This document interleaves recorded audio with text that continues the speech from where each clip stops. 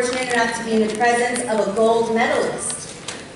West Hempstead resident Esty Ackerman won 2 gold medals and 1 bronze medal at the 2018 U.S. Open Table Tennis Championships in December.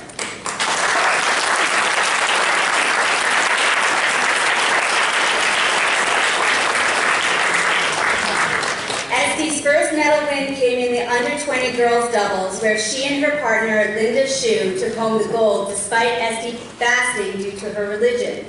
Her next gold medal win was arguably even more impressive, as she defeated 2-time Olympian Lily Yip 2-1 in women's hard bat singles. Esty is a 2020 Olympic hopeful and is the 23rd ranked player in the country. And Esty is now the #1 female hard bat player in the United States. Esty can be considered a ping pong diplomat and a ping pong black belt. Congratulations, Esty.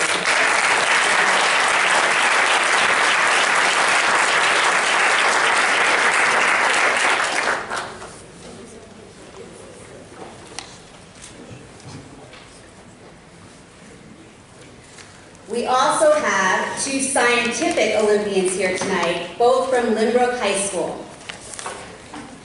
Kaylee Houseknecht and Juliana Condileo were both participants in the Regeneron Science Talent Search, the nation's most prestigious college science competition. Kaylee's project is titled, forgive me, Disentangled Spatial Correlations in Inhomogeneous Materials with Shift-Invariant Artificial Neutral Networks. In layman's terms, her research pioneers the use of machine learning in the field of condensed matter physics and demonstrates a creative methodology for studying disordered systems in any scientific discipline. So really, your guess is as good as mine. Juliana titled her project investigating the novel role of the activated CDE42 associated tyrosine kinase ACK1 in learning and memory using a DAC null allele in Drosophila megalogaster. Sorry about that, Juliana. Okay, in layman's terms, according to Juliana, she investigated the role of kinase in learning and memory in a fruit fly model. Anything you've ever thought about millennials can be taken back right now. But seriously, it's hard to not be immensely impressed with these 3 truly remarkable and awe-inspiring young ladies. With each of your incredible achievements, you make your family, your friends, and your town extremely proud. Thank you so much.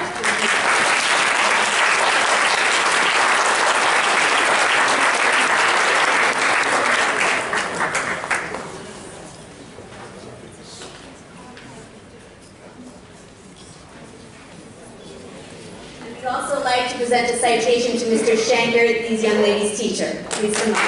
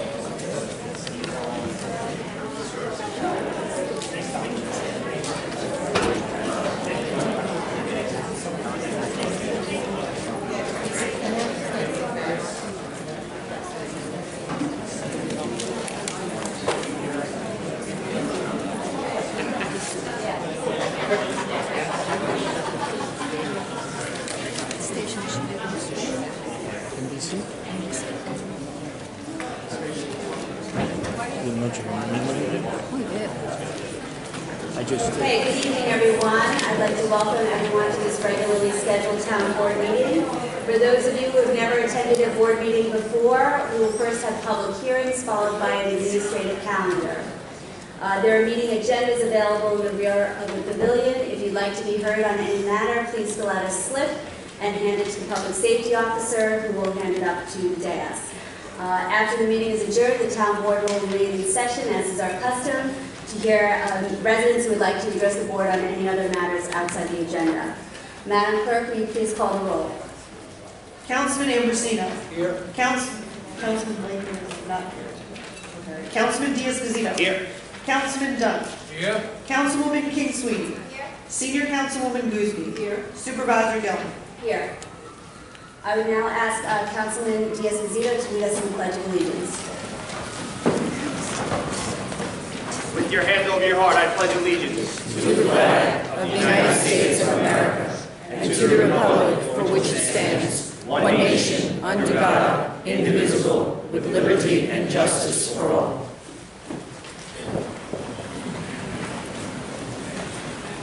Madam Clerk, will you please call our first public hearing? Proposed local law regarding parking or standing prohibitions in Bethpage. I do not have any slips on this matter. Is there anyone who would like to be heard? Hearing none, may I have a motion? Make a motion that we close the hearing and adopt the law. Second motion.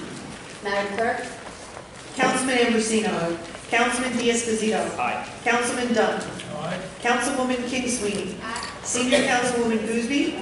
Supervisor Gilman. Aye. Madam Clerk, please call our next public hearing. Determining parcels benefited by construction or reconstruction of sidewalk area in Baldwin, Belmont, East Meadow, Elmont, Floral Park, Franklin Square, Garden City South, Hewlett, Inwood, Levittown, Merrick, North Baldwin, North Belmont, North Merrick, Oceanside, Roosevelt, Seaford, Uniondale, Valley Stream, Wantagh, West Hempstead, and Woodmere in the town of Hempstead, Nassau County, New York, adopting proposed assessment roll for the cost thereof and calling a public hearing thereon. I do not have any slips on this public hearing. Is there anyone who'd like to be heard?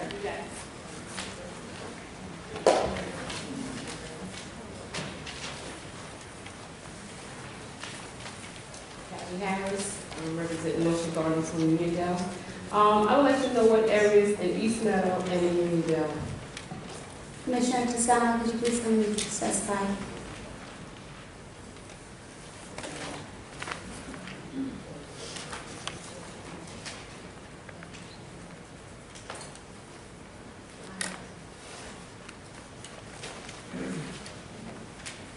Good evening, Supervisor, Town Board.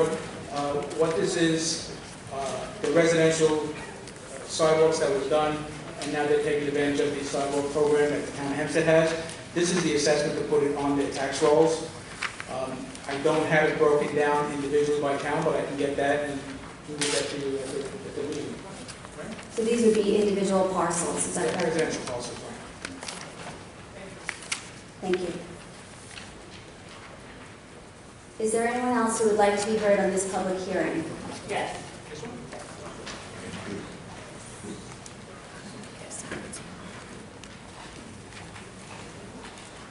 Rita J. Meredith, Baldwin resident. I too would like to know the locations of the specific parcels in Baldwin and North Baldwin. Also, I'm curious as to, I guess maybe it's because of the designation or how it's laid out, but where you have it listed as Baldwin and North Baldwin. I'm just curious as to why is it designated that way. I'll check into that. I believe it's because the contractors that we use, they separate these into parcels that they're working in certain areas at one time. And that could just be the designation they gave that for an area, but I'll check on that and I'll make sure you get the streets involved in the North Baldwin. Okay, and you mentioned contractors. Are these the contractors that you generally have kind of on tap, or? Yes, we have 2 contractors with the town, and they went out to bid, and they're the ones that won the low bid.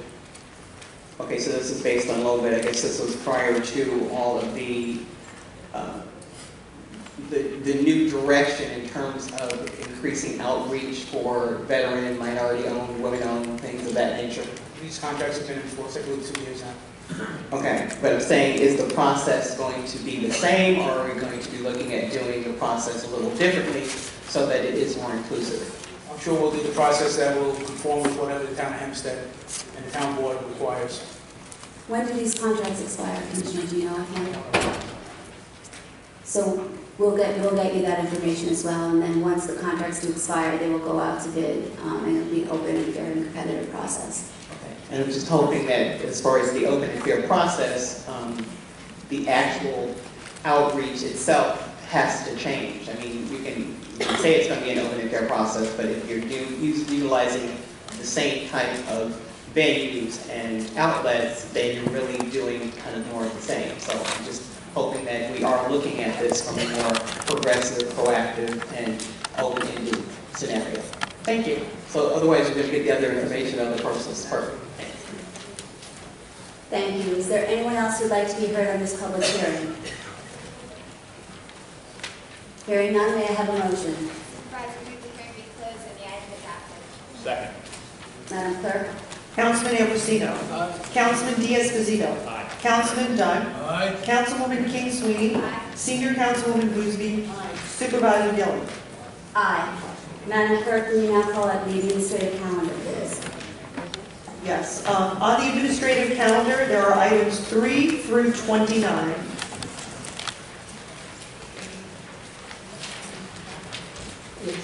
Supervisor, I have a hand up that I would like to add. Resolution authorizing extension of time for payment of real property tax by certain persons who are furloughed or non-paid federal workers or their spouses or domestic spouses pursuant to Section 925-E of the Real Property Tax Law. If there is no objection, this will be item number 30. May I have a motion on the administrative calendar? I move the administrative calendar and it's entitled from 3 through 30. Second. Madam Supervisor, Yes. we have a motion on item number 3, basically adjourning it without dates, referring it to the compliance officer. Is there a second? Second. Madam Clerk? Councilman Ambrosino. Aye. Councilman Diaz-Bazito. Aye. Councilman Dunn. Aye. Councilwoman King Sweeney. Aye. Senior Councilwoman Boosby. Aye. Supervisor Gillen. Aye. I have a number of slips on the administrative calendar. Susan Goldstone.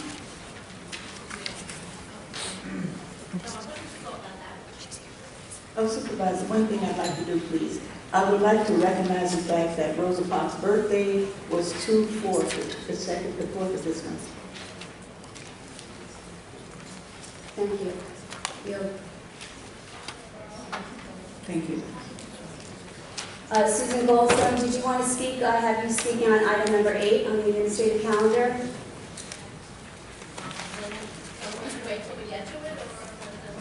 We call the whole administrative calendar, so anything that's on the administrative calendar is open to be discussed right now. And it's also about the audit and the...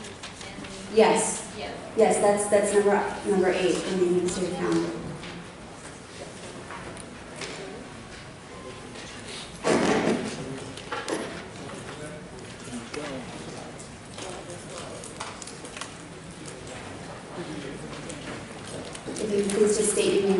for the record. Susan Goldstone, 176 Walkeena Avenue, Oceanside, New York. I'm here because we're still Superstorm Sandy family that hasn't been home due to various problems, but there's been a lot of problems within the town building department. I have a whole thing to read. I doubt you really want to hear the whole thing, but basically it is, inspectors have been sent to our house for the last 2.5 years after our contractor abandoned a job and disappeared. And approvals were made on work that has not been done. Every contractor we get to come back to our house wants to know who I know at the town to get all these things processed, because no way is anything completed in our house. Your office, I want to thank Mitch Pitnick and Rebecca Sinclair for speaking with me and seeing some of our papers. Councilman D'Esposito and Matt have been very helpful recently in getting John Novello to send our inspectors back. I don't understand how an inspector can come to a house and approve rough-in sheetrock, Fire-X sheetrock in unconditioned spaces, framing, insulation, when you can just look at it and see that nothing has been, I don't say nothing is done, but everything is missing. Now, one room is completed in the interior and exterior, and yes, I do have a claim in with consumers, but these reports are not being requested to give to consumers because I have an engineer and an architect who verified every single thing that's missing. I will say the plumbing department finally came back last week, and for the 2.5 years that I've been complaining, they finally added the 22 additional items that I said were not roughed in. I mean, I know we're going to get a lot of flack now, and we're definitely not going to get home now. My father passed away. We lived in the house since 1956, and my mother's 88 years old and not in good health. We need to get her home. And I will say the other issues are with our other inspector, Doug Knapp, and Rebecca First, who has been absolutely condescending, rude, and has stopped us at every single corner to get home, making us jump through hoops and do things that were not per town code. And then when we asked for certain written letters that were required by New York Rising in order to get paid for driveways, the fill that we needed in our yard, that she refused, and we had to get certain applications, and it turned out our neighbor 5 years ago or so had done the exact same thing illegally, which she admitted and told us to piggyback off their applications. We need to speak to somebody to make these corrections. And I will say, and I hate to say it, I really don't like to get someone in trouble, but Doug Knapp was, can I finish? You can finish that. There was a story in Newsday that he was suspended for doing the exact same things, like approving beams and structural beams in a home that are not there. Okay, so are you in favor of? Oh yes, I totally, there needs to be changes, there needs to be people moved around. I believe inspectors should not always have the same district or area that they go to. They need to go to different areas. Thank you. Thank you, thank you. Thank you for your time. And if you would like to hand out that letter, you can give it to Michelle right here, Ms. Hanson, and she will make a copy if you want to. Thank you very much. Liz Treston.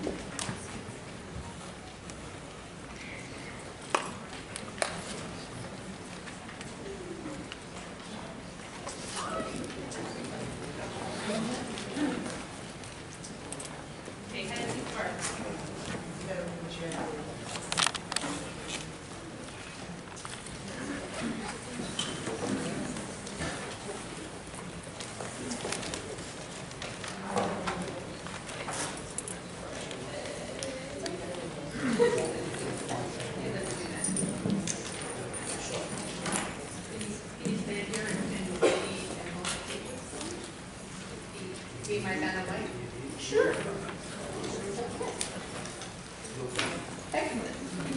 Thank you, Mr. Hanson.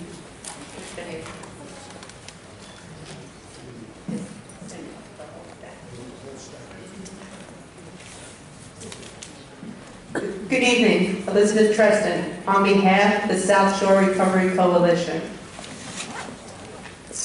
I want you to vote yes tonight on this outside audit for your building department. There are approximately over 10,000 homes in the flood zone that has one floodplain manager and a small staff at your building department. You can hold those up, please. All of these papers, this is just half of what we consider PDA, and that's not public display of affection. That new acronym is preliminary damage assessment, and your community is unaware that they are in homes that are substantially damaged. This has led to numerous delays in permits to rebuild after Superstorm Sandy decimated the South Shore. 6 years later, we had hoped procedures would be streamlined. Unfortunately, this is not the case. Please don't think I am here to demean anyone. Personally, there is a systematic flaw, as was addressed by Channel 4 news team. The PDAs are hidden. They do not appear in the homeowners' files. Some of your residents, your taxpayers, are unaware that they are living in houses in the town of Hempstead, and the town of Hempstead Building Department has deemed them yellow or red. That's the color coding used to signify a substantially damaged home. The SSRC, again, has been advocating on a volunteer basis with these homeowners. Some of you have been proactive in securing permits and expediting them. But how many more will discover when they go to do a home improvement that their house must become FEMA compliant? We estimate 8,400 houses have not filed permits. Any potential new homeowner could find themselves in the yellow or red category. And again, this is just half of the file. And every city, town, I'm sorry, I'm from a city. Every town is listed. These are your residents. These are your taxpayers. As an advocate for those in your community, I ask you to vote yes to the outside eyes to assess and to assist your building department to make it better for your communities before FEMA comes knocking during the CVA visit. Thank you. Thank you, Ms. Treston, for your comments, and I just wanted to let you know we are moving to get all those notices, PDA notices, into each homeowner's respective files. Now, I used to represent Montour and Seaford. We went pretty hard with that.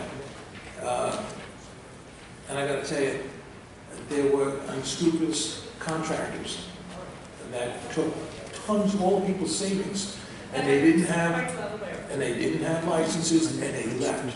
And the people that had worked for them and didn't have licenses didn't get paid because they left without paying anybody. So there's a big to-do going on with that, and I'm going to find out what's going on with it. It's all over my district, but I tell you what, if you're telling me that this still isn't done, I'll check it out. It might be feds, it might be the state, it might be the county. I'm going to check it out. I'm going to find out. I'm specifically talking regarding your building department. Contractor fraud, that's completely another issue, which also still needs to be addressed. But this is regarding number 8, and to have new eyes looking at your building department. Thank you. Thank you, Ms. Treston.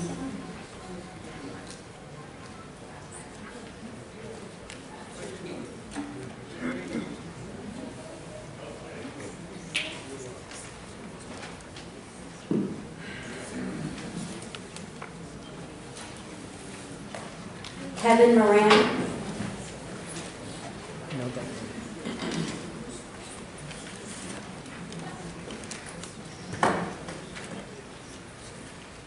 Good evening. My name is Kevin Moran. I'm a resident of the town of Hempstead. I live in Montauk, 1407 Polson Street. But I'm here under the capacity as a representative for the Long Island Builders Institute.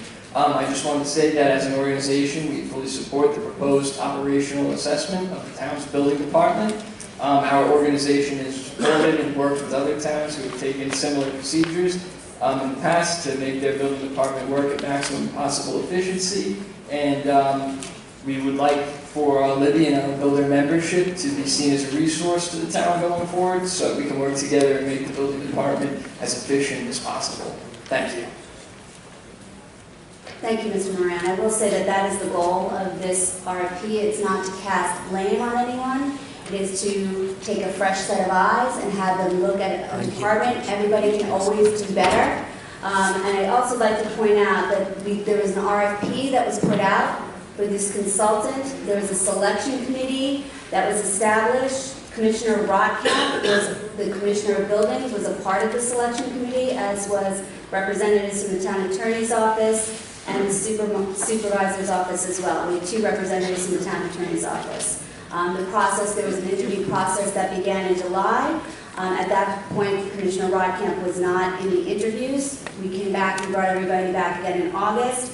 Again, and did a second round of interviews before determining that FDI was the right consultant.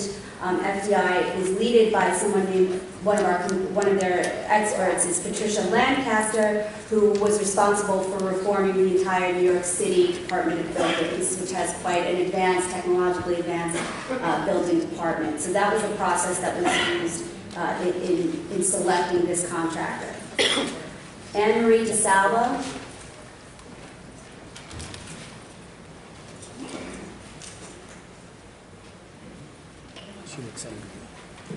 Good evening, my name is Anne Marie DeSalvo, 33 Harrison Avenue in Lynbrook. I just wanted to give my support for this project, this RFP going out. I deal with the building department not only personally, I'm a town of Hempstead resident, but professionally as well. And I think anything that can help streamline this process, help homeowners as well as businesses move through this process at a quicker pace, I think is an absolute positive. Thank you. Thank you for your comments. Robin Archibald.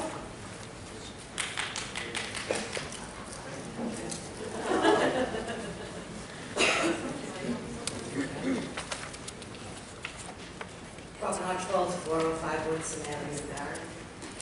I am totally for your consulting firm. I feel it's really necessary. You're talking about the building department? Yes, for the building department. Unlike what Liz was saying, moving forward with homes that are now finding out when they get permits that they're substantially damaged. After Sandy, I was issued a repair permit for repair damage on my home that had over 5 feet of water in the house and everything was destroyed.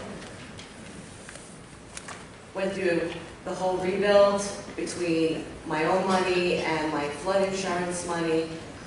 Inspectors came from the building department throughout the entire process, signed off on electrical, plumbing. At the end of the project, I came to the building department for the final inspection and my certificate of occupancy, and I was handed over a year later, after my house was completely finished, a substantial damage letter by Rebecca First, and was told, we will not give you your certificate of occupancy, you need to elevate your home. So this is why you need some kind of watchdog. Something is, you can't have one person being the floodplain administrator, whether she had too much on her plate going, moving forward after Sandy or not. But, this whole process that you have needs to be changed. What I found out after, I'm sorry. No, go ahead. What I found out less than a year ago through an investigative News 4 report was I was given that PDA of mine, my home, and it was marked red. And still the building department issued me permits, and I was never made aware of my house being marked red, and it should have been torn down. The house should have been torn down at the time. And now I'm in the midst of raising my house, and it has cost me over $350,000 to do the elevation after several $100,000 to repair it after Sandy. So it's a lot of money, and other people are going to be affected down the road when they're told they have to elevate their homes. I'm really sorry you had to go through this. I'm not sure where you live in Merrick, whether you're in Councilman Dunn's district or in mine. I think I'm in yours. Okay, I mean, presumably it's south because of being impacted by Sandy. So if Marcus is in my office, if there's any help that he can give you now, I don't know if now you're on a track to completion, but if there's a way that he can help you, you can go see him right afterwards, and we'll try to move the process along. Okay. Thank you. Ms. Archibald, thank you so much for your comments, and I am sorry for all the difficulties that we've had, and that is the goal, to make sure something like this never happens again. That's why I really hope this works out. Thank you. Rachel Summerson?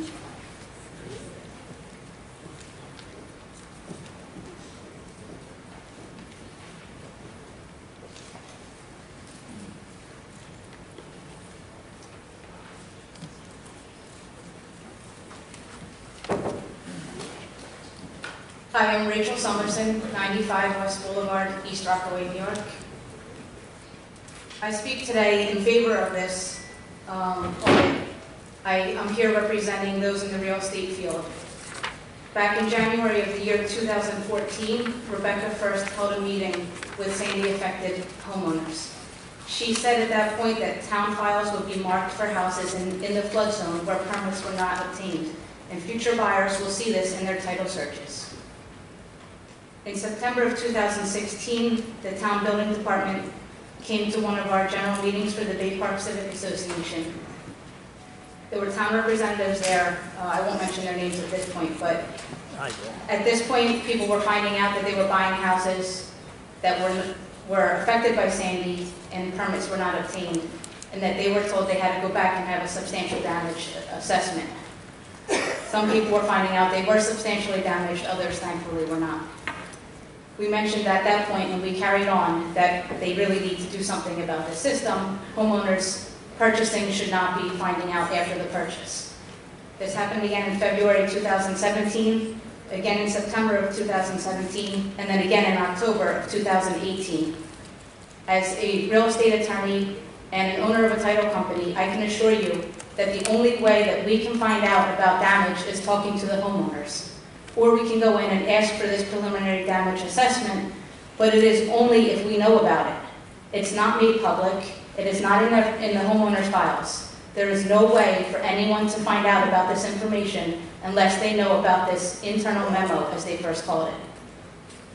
So I don't know that the audit will even find this, but this needs to be fixed, and it needs to be fixed now. It's been over 6 years since Sandy. Thank you so much for your comments. So just to let you know that when we found out about this situation, we have been taking strides to meet with LIBOR to make sure that real estate agents, my office has met with LIBOR to make sure real estate agents are aware of this issue and that they should look for these PDA notices when in performing any kind of real estate transaction on the South Shore. We also have reached out to partners on the federal level to try to see if we might be able to find some funding to help some of these people who have been affected adversely by this issue. In addition, we took what was in a filing cabinet and we took it out and we digitized it in terms of the numbers of these substantial damage letters and these PDAs. And we are laboring to make sure that each one of those is put into the homeowner's file so that it can be easily found. And we've asked our building department to reach out to title companies to make sure that title companies are getting the information they need when they do their title searches. But I still believe that we can do more, and that's what we're looking to do. And that's part of the goal of this audit, is to find better ways to make sure we don't have mistakes like this happen again. A couple months ago, I reached out to one of the research companies that does the searches in the building department, and they said they're still having trouble. They know that there's an issue, but nothing turns up that they can put on paper. So when people go to buy a house, it just shows what permits and what COs they have. It doesn't show anything about this PDA. It doesn't show anything about a violation or anything like that. But we certainly want to make sure that that doesn't happen going forward, and we are doing what we can. If you have some suggestions, I'd be happy for you to reach out to our office and maybe give us some additional suggestions on what would be useful from your perspective. Look into what Freeport has done. They have something when every title search shows that this property was damaged by Sandy and no permit was obtained, or what permits were obtained. Okay, thank you. Mike Cassio.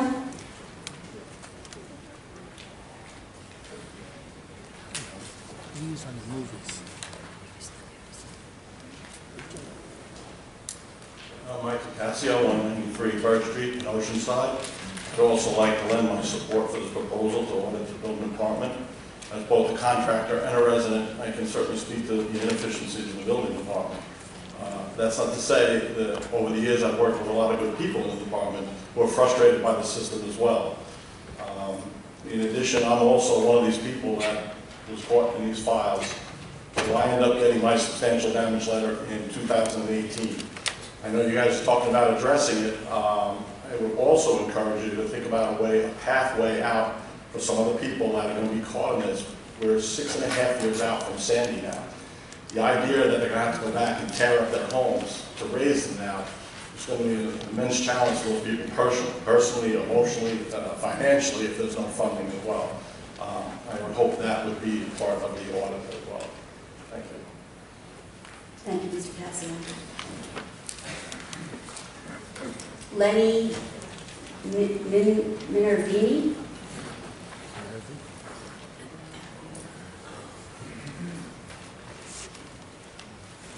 My name is Lenny Minervini. I live at 272 Chestnut Avenue, East Meadow.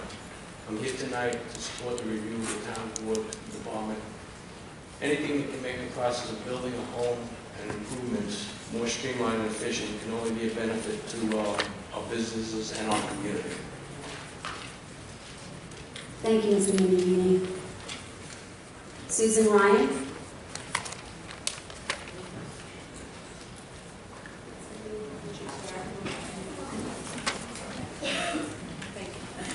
Thank you, Ms. Maria. Yes. Good evening, everybody. I'm Susan Gordon Ryan, and I live at 100 Inwood Avenue, North Point Lookout. And I'm just here to support the idea of looking at the whole building department. We've lived in the town of Hempstead for well over 20 years, and have owned a house for since the 50s. And in our community, there was always an issue with getting a C of O, and people automatically would be like, oh my God, I have to, how long is this going to take? This was before Sandy. It seems like the building department, and I can't address the way it's organized, but when there just doesn't seem, we just had our house redone about 2 years ago, and we were very fortunate we were not affected by Sandy other than the normal hardships of, not having power for 2 weeks, but we didn't have sustained water damage. But there's a real lack of understanding how the process goes, how many fees are going to, be, what the cost of the different permits are, what we'll be doing. It would be helpful for the building department after they evaluate how to be more effective for the your consumers. There's no listing ever of, what is it going to cost to kind of redo your house, and what are the fees. So at least it's kind of a menu for people to get when they are looking at their budget for their renovating of their house. Also computerizing, that was always a big issue before Sandy, is just trying to get your C of O's. You never know how long it's going to take. And again, it seems like there's very short staffing there. I don't know how the building department is organized, but it really doesn't serve the taxpayers in terms of that. The backlog after Sandy has really been difficult. You just never know when you're going to have people come in. Honestly, when I was trying to get the C of O's and figure out what was going on with permits for our house, the only name that ever came up was Rebecca. I don't know her, but it just seemed like she was the only one in the building department that could answer questions. Which is how you have Rebecca first? Yeah, that must be the name. I honestly don't know her, but that was the only name, and you always had to wait for her to get back in the office or be able to address it. That's just not an efficient way to run a department that big with so many people with needs. And especially, again, I was very fortunate for people that are suffering. Like, I know Liz Trestman had a terrible time with her house, and also the woman that just spoke. There's emergency situations, and there should be a way for people to be able to streamline how they're going to get their answers to their issues, because it really is, devastating. And I know there are over 1,400 complaints, so it's really overdue to have this, look at the department. So I'll stick with my time here, but thank you, very much. Yes, take care. Thank you. Patricia Velassi.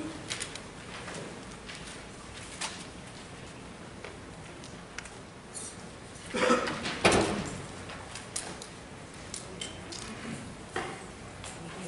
live in Point Lookout on Garden City Avenue. First I want to commend you all for the ethics reform that you're doing, and it's bipartisan, which is wonderful. And I hope it will continue with this problem on Resolution 8, that it will be bipartisan and people will work together. Also,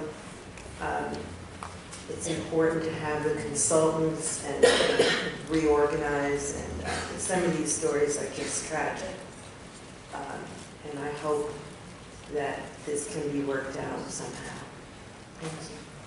Thank you, Ms. Velassi. Felix Procacci.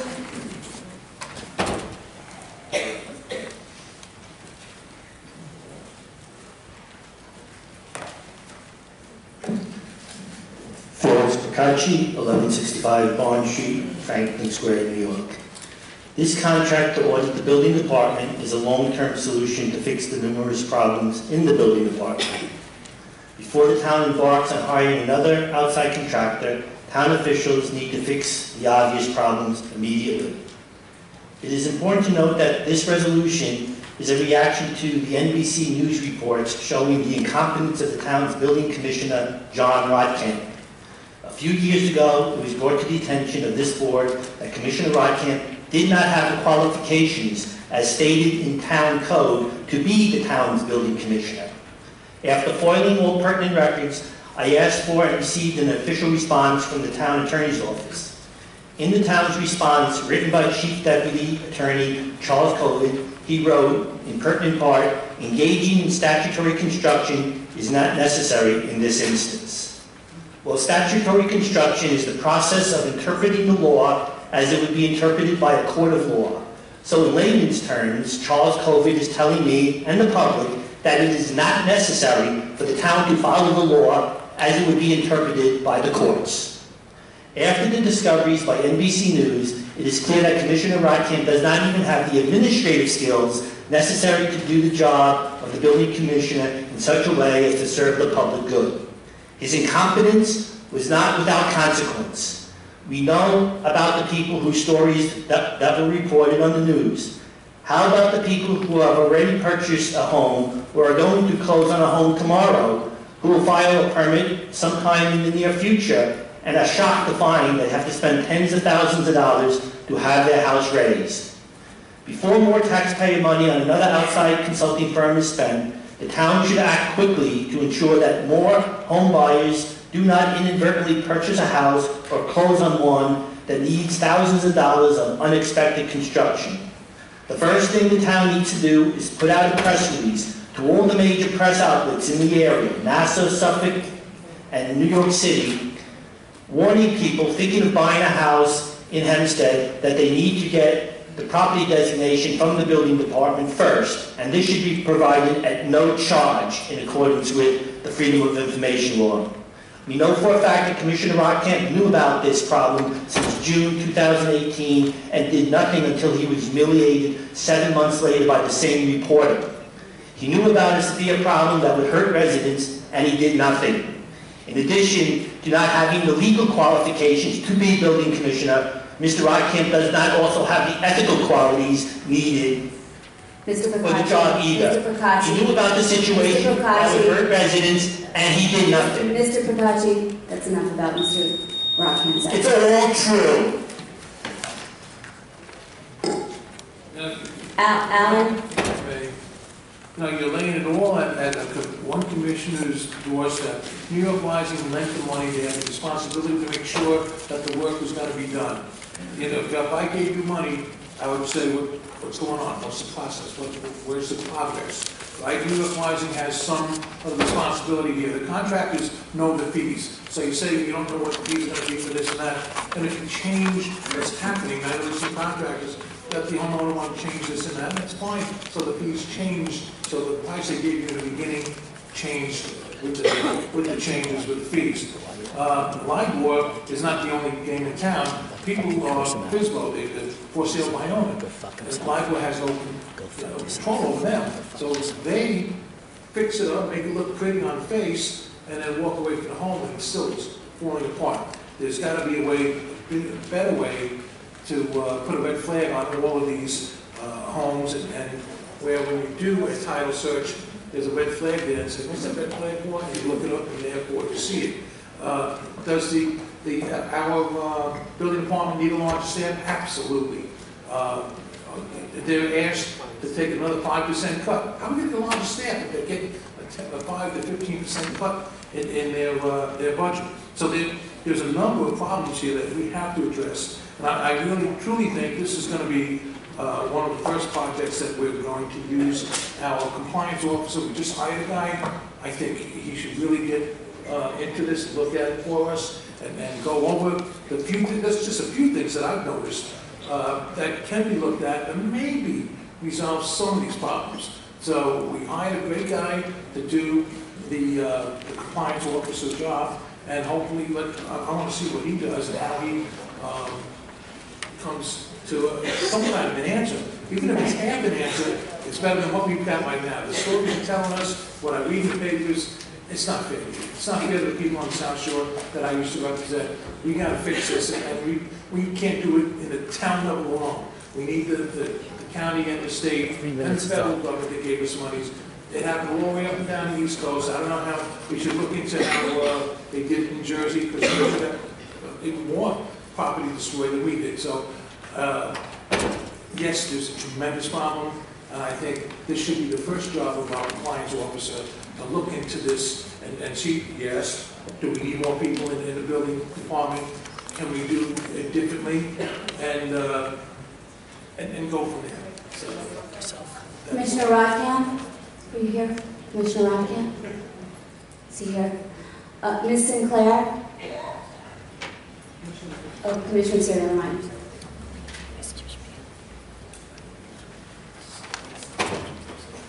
Just a quick question, Commissioner. Did New York Rising have anything to do with the PDA determinations? No. Basically what happens was these preliminary damage assessment forms were filled out so that Long Island would get money from the federal government declaring it a disaster. That's all these forms were done. When we went house to house, we went to 167,000 homes. And from the outside, most people weren't home because at that time, they didn't have power, they didn't have heat, and they were at work, and a lot of homes were destroyed.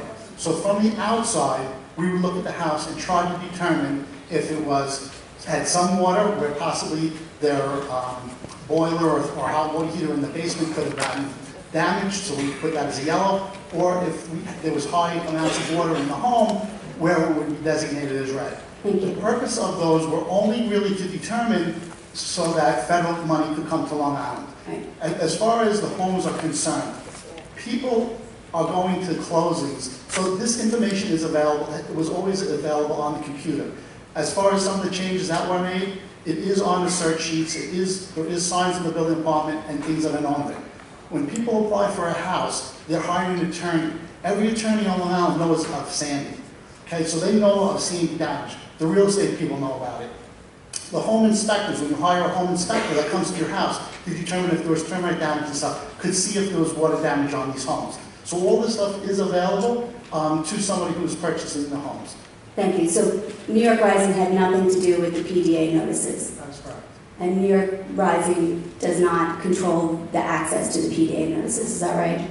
The PDA notices are on the computers. We had meetings with the title companies, we had meetings with Long Island Builders Institute, explaining the situations to them, how to do it. The real estate companies know about it, and all that information is in the computer. Again, the only thing that does is tell you that we think that there was substantial damage or moderate or no damage to your home. You purchasing the home or the homeowner that was there is supposed to fill out a division of licenses. When you purchase a home, you have to fill out a division of licenses form through New York State. It's called a conditional disclosure statement. And in that statement, you're supposed to write down any environmental issues, any damage to the house, that you're supposed to let the new homeowner know.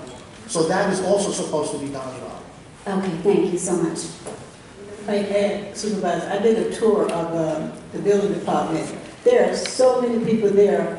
They can, if you sneeze, they're going to catch it. It's so packed down there. There are not enough people. I know we're short of code enforcers. I think we're short 5 code enforcers now. We don't have enough people, and there is space. The communication department only has 2 people in it. There's no reason we cannot move them over to that area so that we can have enough space for them to work, because I can't believe what we have as far as all of those charts are concerned. If anything happens, we're going to be in trouble. Yeah, so staffing is something that the consultants really recommend. I can say for myself. I mean, I went down and I saw it for myself. This is a hazard. It's a hazard. So why can't we just make more space for them? We don't have the space, and we don't have the staff. So that's some of the problem. Am I right? How many of you gone down and walk through it? I definitely think that there could be structural reorganization that maybe our consultant could recommend that would make things flow more smoothly there. We have a compliance officer. We need more people, and we need the compliance officer. That's why we hired the compliance officer for this type of thing. Mr. Roth, excuse me. Can we all speak one at a time? Mr. Dunn, Senior Councilman speak. I'm speaking. First of all, I know we need help.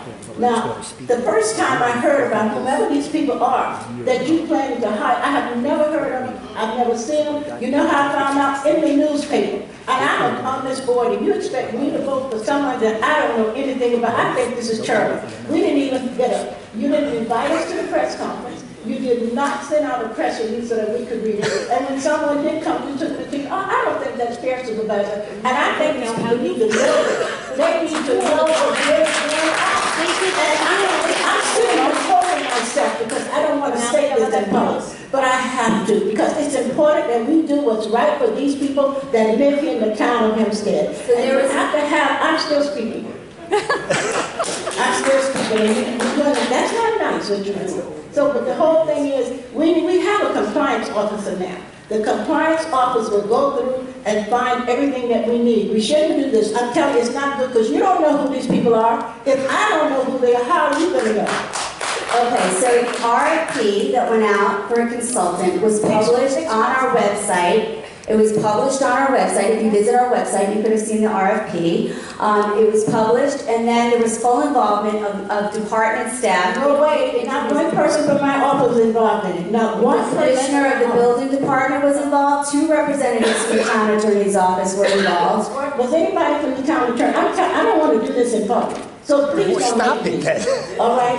Stop it. You're responsible for me, but what you're doing is wrong. And how do you expect me to vote for someone who I don't even know who they are in the first place? We're all supposed to know what's going on in this town as far as the town money is concerned, and make sure that these people are the right people. We have a compliance officer now. We just hired them last meeting. Why can't we use a compliance officer to go through and help us get this thing right? Mr. I'm Roth. willing to go down there and work with them. Mr. Roth, I don't have the resolution in front of me, but is part of the compliance officer's responsibilities to make recommendations about the building department?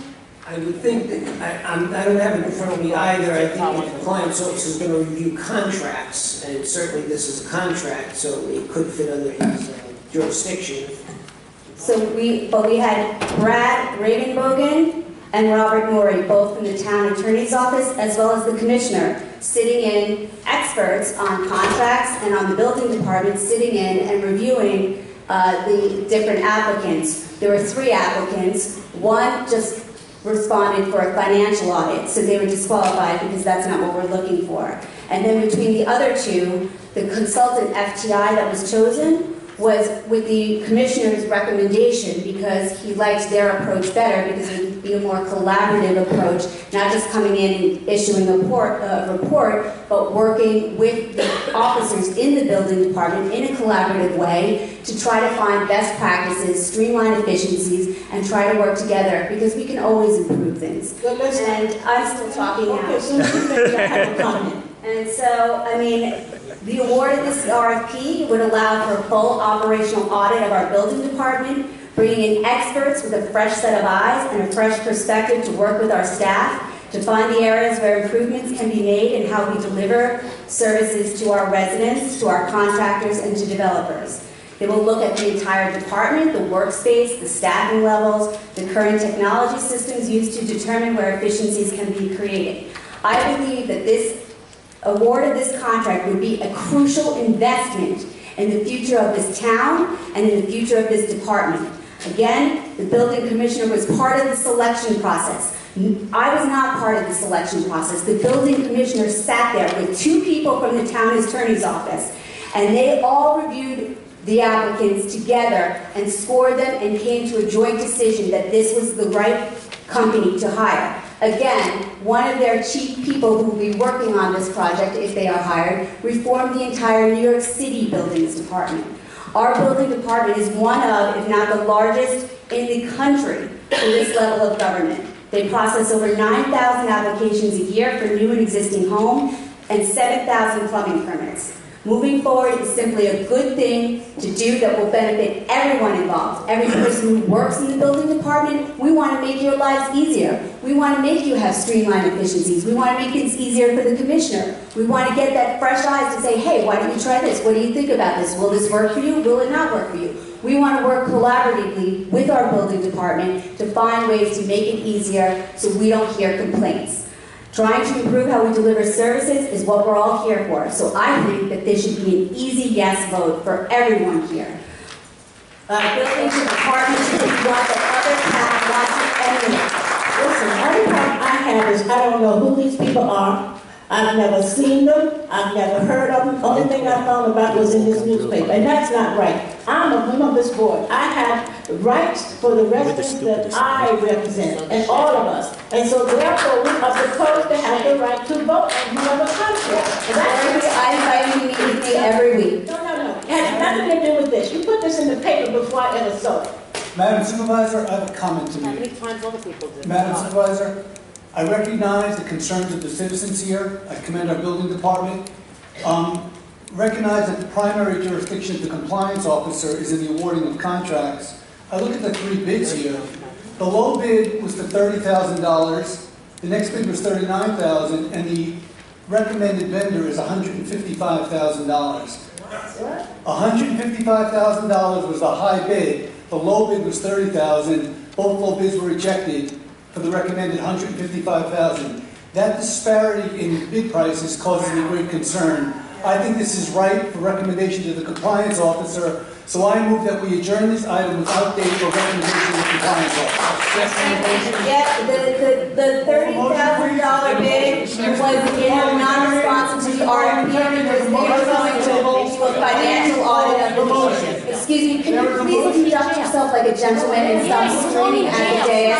I just want to clarify on the point that you made. The low bid of $30,000 was by Capital Market Advisors, and they put in a response to do a financial audit of the building department. That was not what was requested, so it was deemed non-responsive, and that's why it was rejected. The lower bid was for a different scope of work, and with the recommendation of our building commissioner, that's why they went to the FTI consultant, because it was a more comprehensive and collaborative experience of the audit. That's why that one was selected, not by me, but by the panel. I never said by you. So I think those are interesting points that perhaps the compliance officer, when he's reviewing it, may ratify. So there's a motion on the table. There's a motion on the table. There's a motion on the table. There are more people to talk There's a about. motion on the table. This is first. Not with this one. We got to do the motion first. We still have people who want to be heard on this. They waited a long time, so I think that they should be heard. And I already called Alan Penowitz before that motion was made. No, you didn't. Yes, I did. Alan Penowitz, you can come up. I called Alan Kenowitz before this motion was made. Can I just make a comment on the motion or wherever we are? I don't think we need to fight that much on this issue. I think there's a general agreement that we can always improve processes. And we have a bid on the table for 155. I understand that 31 was rejected, being non-responsive, and then there was another one for 39. And it could be that 155 is the proper amount. But can we just adjourn this for 2 weeks, have the compliance officer review it, and everyone can get comfortable? I think we're all in agreement that we have some challenges. And the fact that in my district, I would say we have a bulk of the challenges, considering I represent all towns on the water. And I respect that, especially the woman from Merrick who spoke, who was in my district. Can we not just adjourn this for 2 weeks, take a deep dive into it? Tonight, we're out of order, but residents who need to speak tonight need to be heard.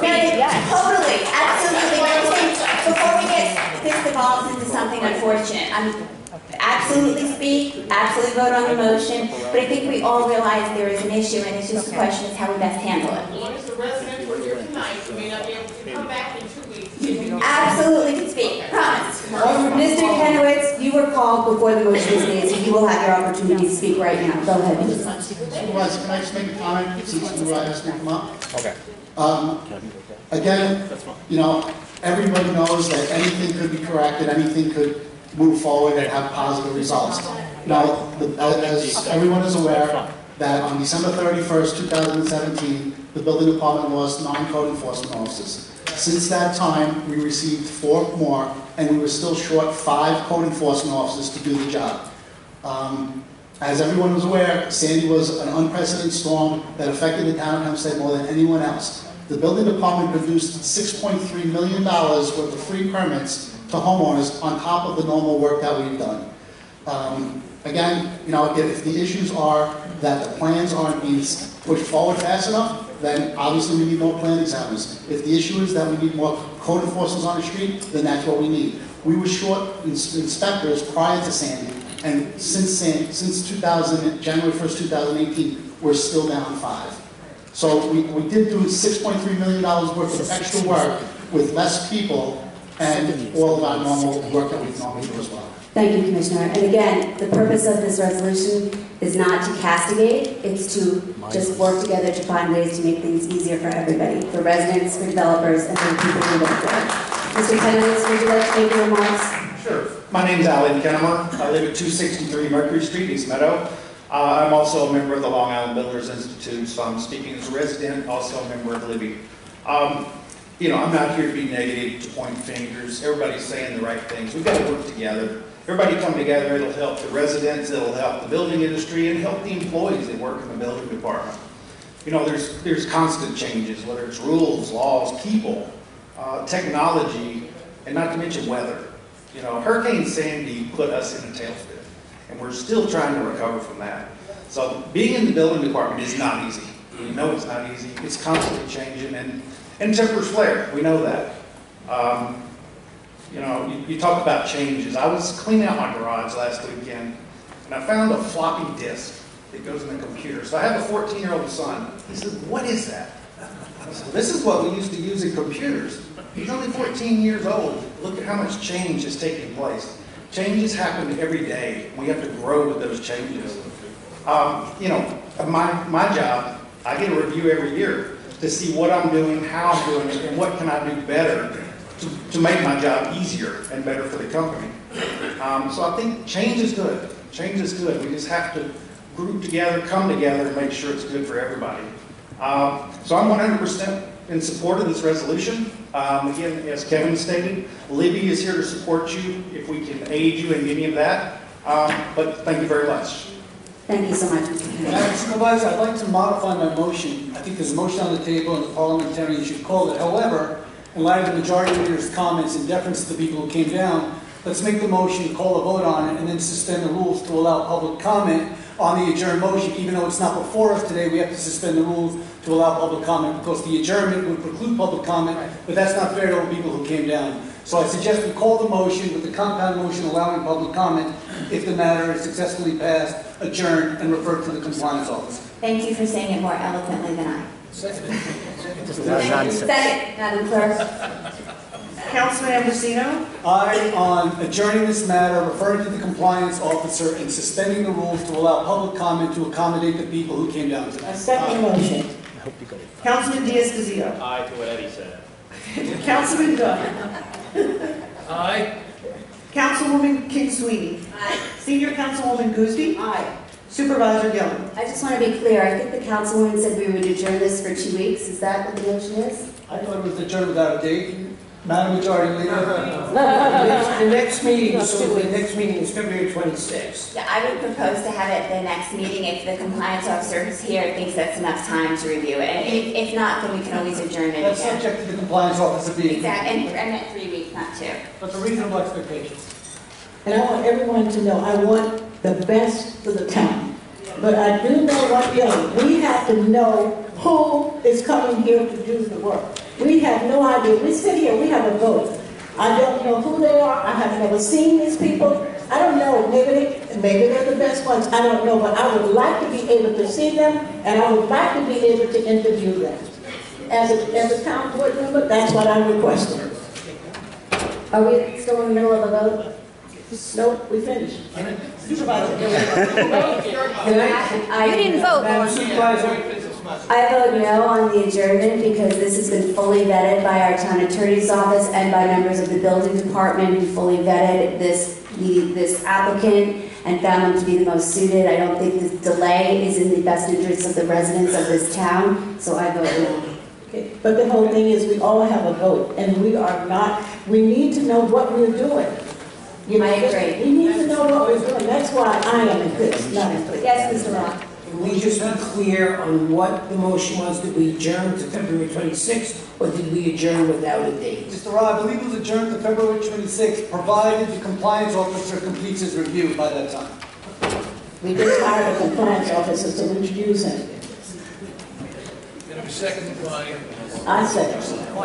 It's already done. Regina Datner.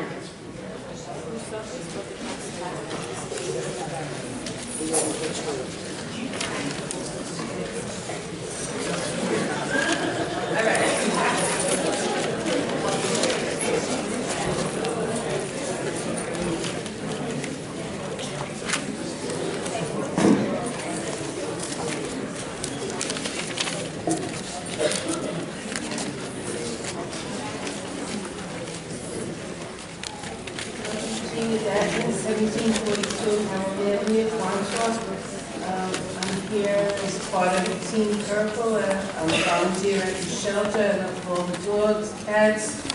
I would like resolutions 9, 10, 15, and 16 to get passed. Microchipping is an excellent thing for the dogs. We just had a case where a dog was found after 6 years because of the microchip. Also, I have to tell you, our behaviorist, Christy Franti, has been working diligently with the dogs, unbelievable. She started an enrichment program, which has been fantastic for the dogs. And now there's a new program that they're thinking of called Dogs Playing for Life. I think that's excellent. Please vote yes for all these. As far as the adoptions, as far as, I'm sorry, as far as Emily Tannen, she does a fantastic job with the rescue and getting the dogs where they should be. The staff is awesome. I'm there 7 evenings. I missed you the other day. Ms. Gillen, you came earlier in the day.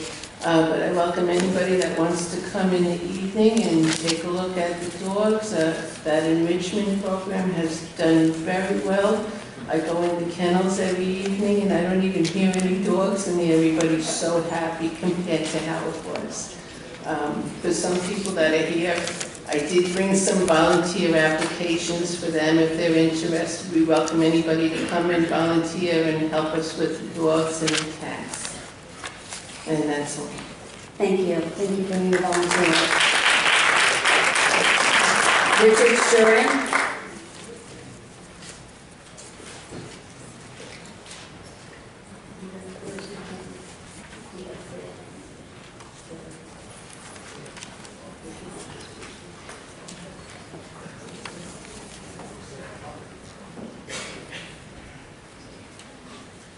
Richard Sherman, 167 Jefferson Avenue, Harbor Island, New York.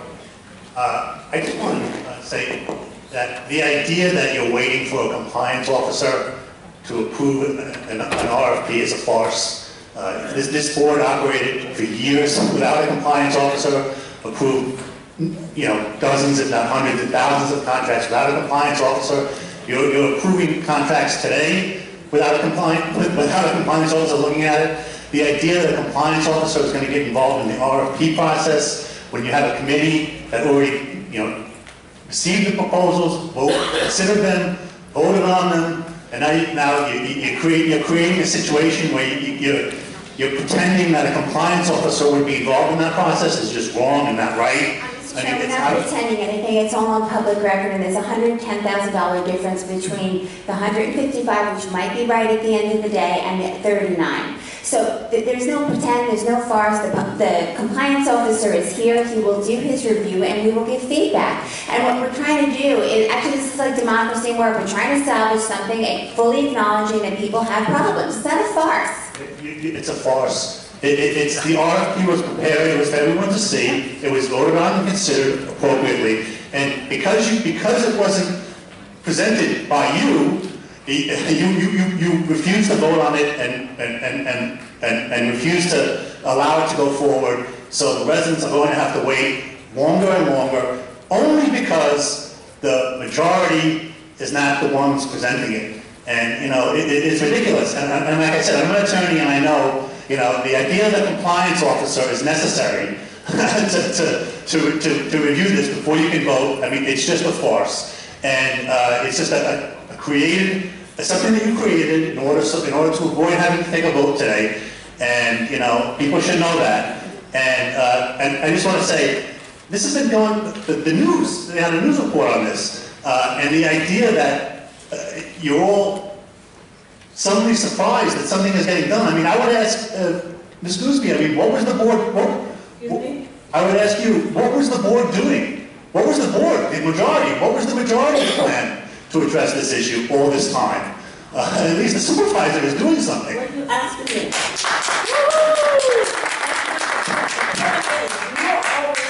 You see the amount of money, the difference there? First of all, you asked me a question, I'm going to answer it.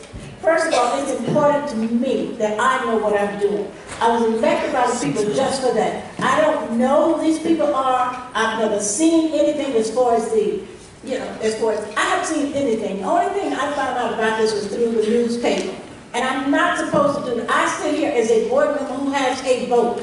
And that's why I sit here. I don't do things. If I had done that and it comes out wrong, you'll say, oh, you did the wrong thing. Okay, I want the building department to work well too. That's why I went down a couple of times and I've gone through it to see what's going on. They need more space, number one.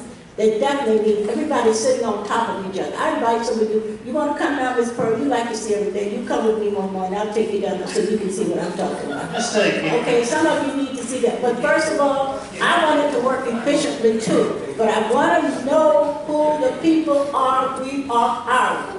Councilwoman, since that newspaper article came out, you never contacted me once to ask me anything about this. Why would Let's just be clear. No, why would I? Why would I? If you said you had no information, you could have asked me. First of all, you know I wasn't here. I was away burying my brother. Listen, I just want to say, the people that know how process works and how this works, you're not fooling anyone, okay? You can pretend that this is... Ms. Gooseby, did you meet every single vendor who ever did a contract with the town of Hempstead? Did you meet every single vendor that ever did a contract with the town of Hempstead? Did you? You met every single one of them. Very important thing for us. I know all these people need their homes done properly, and we just passed an ethics law. Did we not? We had one that... No, it's next week. 6 years later. Okay, 6 years we're later. doing it now. We worked hard to It make was it. Tito's puppet for many years. Senior Councilman, did you meet with every vendor before you voted on every contract in the town of Hempstead since you've been here? Not all of them, but I knew about them before they came in the newspaper. Diane Madden?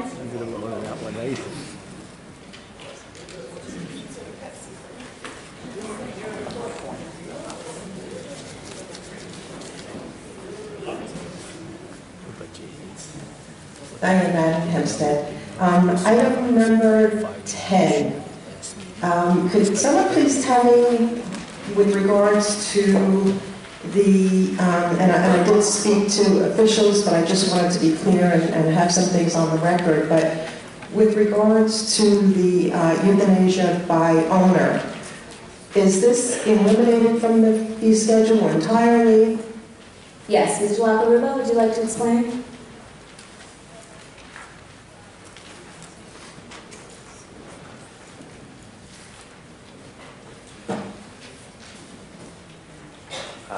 Good evening. Yes, this proposal, this resolution would eliminate the euthanasia fee. Any animal that is surrendered to the shelter upon evaluation, if it's deemed, whether for medical reasons or other, the shelter would have the right, once the animal is in their possession, to euthanize anyway. Okay, so to be clear, if an owner is looking to turn in a dog for whatever reason for euthanasia, you're saying that is, they still sign a euthanasia record? They're just not charged for the euthanasia? I'm saying that this proposal would say if you're looking to just have your animal euthanized, you should go to your veterinarian. If you're surrendering the animal, surrender the animal to the shelter. If there's a medical issue or other issues with that animal and the determination is that it needs to be euthanized, the shelter will do the euthanization just as a humane process. Okay, so the animal will then intake if the owner is intending on euthanizing the animal, and then the shelter then determines that? They do that anyway. We're doing this because we're a no-kill shelter, is that correct, Mr. Lockeruba? It's part of the reason, yes. Okay, so I just want to understand that the public can still go to the shelter. Is this still a service, or is this no longer a fee, and then the shelter determines who gets euthanized? I guess it's not an encouraged process at the shelter.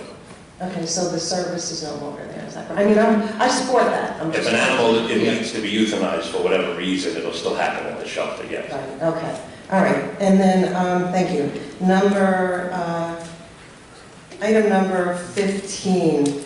I just wanted to thank the board especially because if you recall several months ago, Laura Gillen put up a resolution to charge the taxpayers somewhere between $9,000 and $10,000 for training that is available through grant money.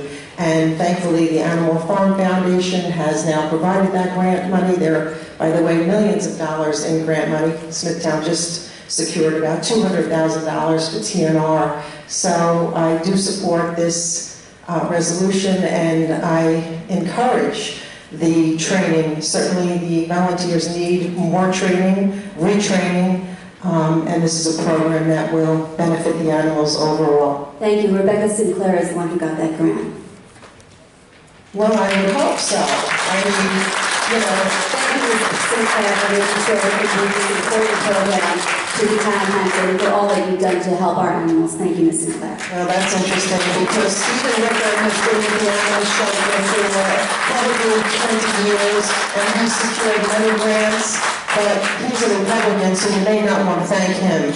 But I would like to thank Mr. Stephen Ricker, who works at the animal shelter, who has secured many grants for the animals, particularly the cats, although you would point that out because you're a divider. Item number 16, again, and this may be a question for you, Mr. Ra. I just wanted to clarify, this is terrific for the microchipping, but again, we discussed this regarding the, hopefully not circumventing the spay-neuter law that is in place, the mandatory spay-neuter. No, it does not supplement. It does not get, the spay-neuter law is still in effect. Right, it's in effect, but for this particular microchipping through licensing and renewal, does that indicate that some of these animals will be scanned immediately if they're found, the owners are located, they're immediately returned, or do they go through the process of intake and through the mandatory spay-neuter? Okay, well, first of all, we did not discuss this. Maybe No, somebody else. one of the town officials, right. I don't know, I'm sure the department will get the system, come up with a process for the staying unit and microchipping. I'm not aware of how they're going to do that.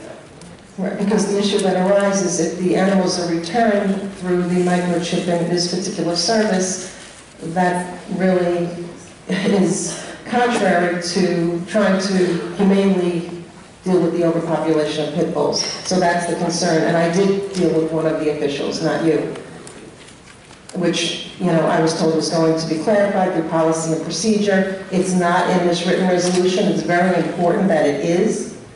But I did not check the resolutions at the last minute to make sure that that's the case. Thank you for your comments. Can I just clarify that, Supervisor? So currently, there are no chip readers with the ACOs in the van, so this resolution to promote microchipping animals is still a good thing. We want people to chip their animals for all sorts of reasons. While we work towards getting scanners for the trucks, we will work with the town attorney's office and the shelter staff to make sure that the spay and neuter laws are enforced and that it's not impeded. But they're not circumvented at all. Correct. Very good. Thank you. Valerie Lamb.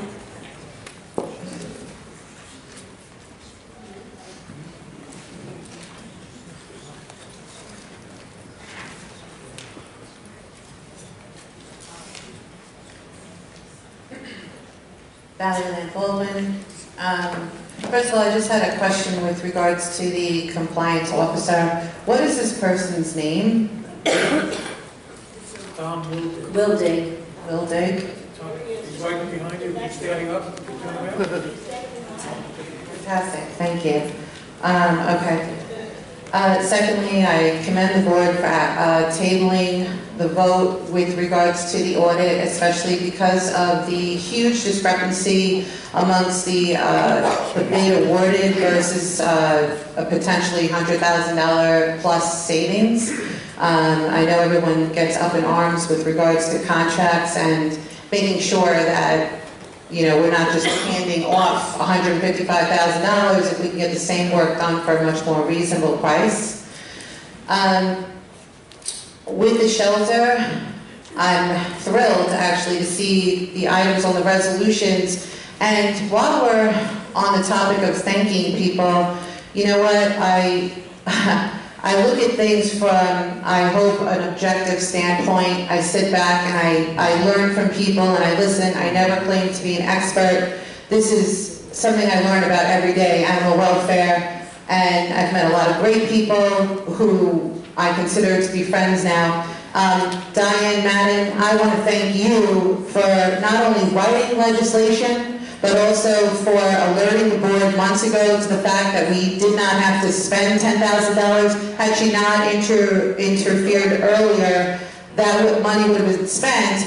I also want to thank her for alerting the supervisor to the forfeiture fund, which saved a lot of animals after a hoarding case, because no one thanks her for all of her knowledge and expertise, which she has lent to you and shared for the best interest of the animals. She also shared earlier during your first few months of your administration her knowledge and expertise with Rebecca Sinclair. So Rebecca, although you were acknowledged, you should thank Diane Madden for sharing her expertise with you. Okay, let's be fair. And while we're at it, the volunteer program at the shelter, someone mentioned grabbing a leash. I've heard that line before. I want to say this. I'm happy to grab a leash, and I've said this publicly before, as soon as you fix the problems that stem from the top. The mismanagement, the abuse, and the patronage jobs. 4 votes. Which you campaigned on. 4 votes. Are you saying now, because last time you backtracked, 4 votes. Okay. Keep repeating yourself. I'm going to keep repeating myself too. You campaigned on abuse, mismanagement, and patronage jobs. Your words. 2 meetings ago, you tried to backtrack with an oopsie, I was on the outside. You don't get to do that. You don't get to take back and backpedal on your words. Thank you for your comments. Pat Kulos.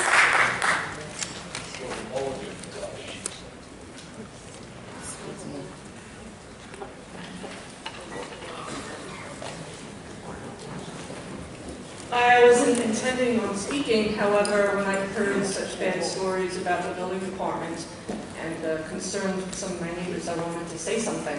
So I live at 3352 Bayfield Boulevard, Oceanside. My councilman's not here. When the storm hit in 2012, I reached out to FEMA and the Freeport Rec Center, and they were my main advisors. And I elevated my house. I actually dealt with Becky first in December of 2012, and I had to prove to her that I was substantially damaged. When I did my homework with FEMA, I indeed was. My house was lifted, and I was back in my home in September 2013, before New York Rising got a chance to even visit my house. They weren't two together. But what I wanted to share, and Becky first helped me get a permit. It was a messy situation for everyone, but she really did help me. But what I wanted to share was, as I learned more about my flood insurance costs as a community, I spoke to Linda Reed in person, who I don't believe is any longer involved here, but a lovely woman, and I explained, or I asked, why is the town of Hempstead, largest probably in the country, with a huge flood map within it, not part of the community discount program for FEMA?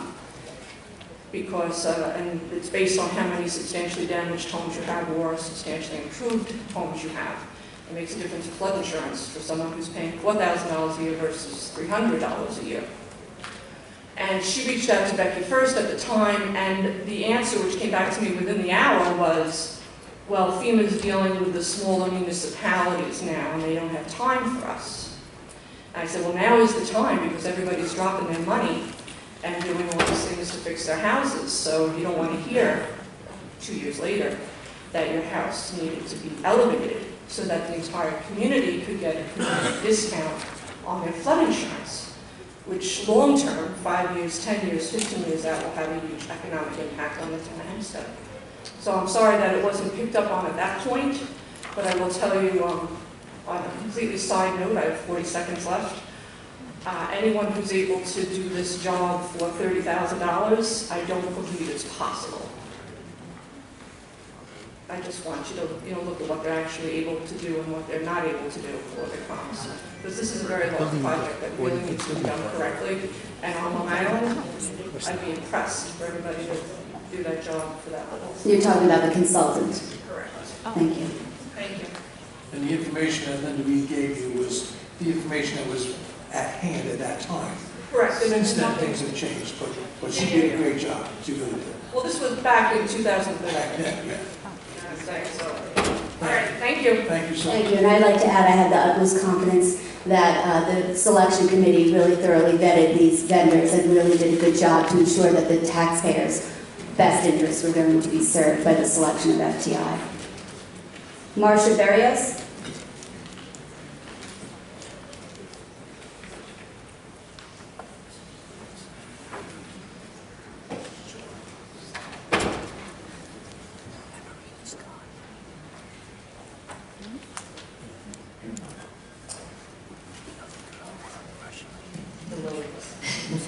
Marcia Berrios, 9 Porch Lane, Little Town. I would like to talk about the animal farm program. Bet you knew that already. So, first, I'm going to disturb a few people behind me with what I'm going to say now, but I have a point to make. And I'd like to just say that you are not your dog's mom and dad. And your dog is not your baby or your fur baby. Dogs and humans are two separate species, and they behave very differently. We have a wonderful relationship with dogs, a magical relationship with them. But they're different. They play differently with each other than they do with us. They can relieve each other's stress in a way that we can't possibly do. And they can relax together in a way that we can't do with them. So I think this Play for Life program will be a wonderful thing to get enforced at the shelter. And I think it will benefit us in many ways as a town, as a shelter, as a community. First of all, it will give the dogs to, how can we say this, to let the real dog emerge, because they'll be able to do the things that they can't do while they're in cages. Our building is not a good building for long-term residence for dogs, because we have a tiny aisle with dogs facing each other. This is very, very stressful for dogs. It's not a good situation. They can see each other, but they can't interact, which is very bad for dogs. So if they can get out of that into a play yard where they can become the real dog, just like the inner dog comes out, there'll be more opportunities for them to get adopted, because they'll be able to go into homes with another dog at home, which that a lot of them can't do right now because they're not properly socialized to each other, and they can become properly socialized to each other. The other thing is, by relieving the stress that this is going to do for them, it'll bring down a lot of medical issues which are caused by stress, because just like people, a lot of stress in dogs will present a lot of medical issues because of that stress. So that's another advantage. And there's a third advantage for this grant, actually, which I don't know if people have thought about, and that's when people look at an application for a grant, they look at what other grants have been given to that entity in the past. Whoops, I'm sorry. But we could get more grants, is what I'm saying. Did I just have 180 seconds? Yes. Okay. So what I'm thinking of with grants, and I talked about that last time, is what if we could get a grant for artificial turf in the play yards? And I did, this is my little prop. This is what we have now in our play yards. It smells a little bit. It's not cool. It's not cool, I promise you. But these are the tennis balls that we have now. I wrapped them in 2 bags because I didn't want everything to get open. These are our tennis balls, guys. Perfectly good tennis balls. 2 or 3 times thrown in the play yard, just so they look like. Okay. And this is a toy that was brand new. People donate these things. It costs a lot of money, and I'm sure it's not very healthy for the dogs. It's not very good for them to be running around. It's not very good for us. So, and then what about solar panels? Okay. Thank you. We will take the resources that Thank you. Marshall's met with me a number of times in Levittown, and I've never met anybody who's been so with my office, my staff also, and she's got common sense. The play yard is such a great idea. She does the homework. She's very, very passionate. She really does a lot of research on animals, and what a great spokesman. I'm so glad you came down today. Barbara, I'm sorry, I don't know how to say your name. Tell me how to say it.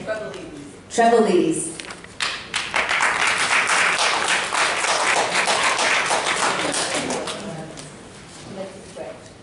Barbara Trevelise, Merritt, New York.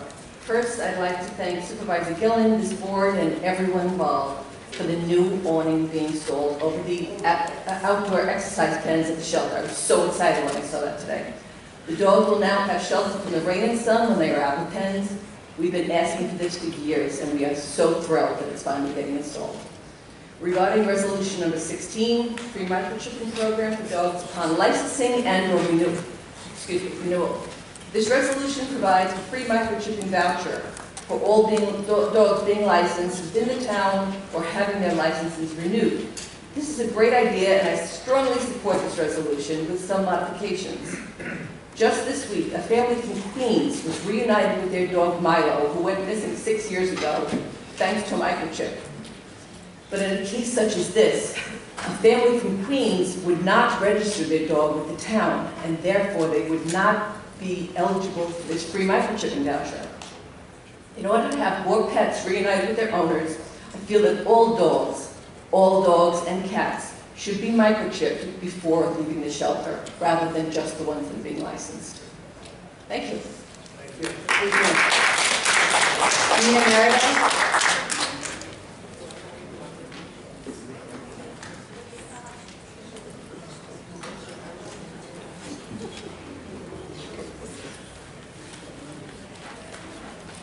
Meeting Day. First, I have a question, and hopefully my time can be saved, because I need more clarification on what the additional item number 30 was. That was an add-on.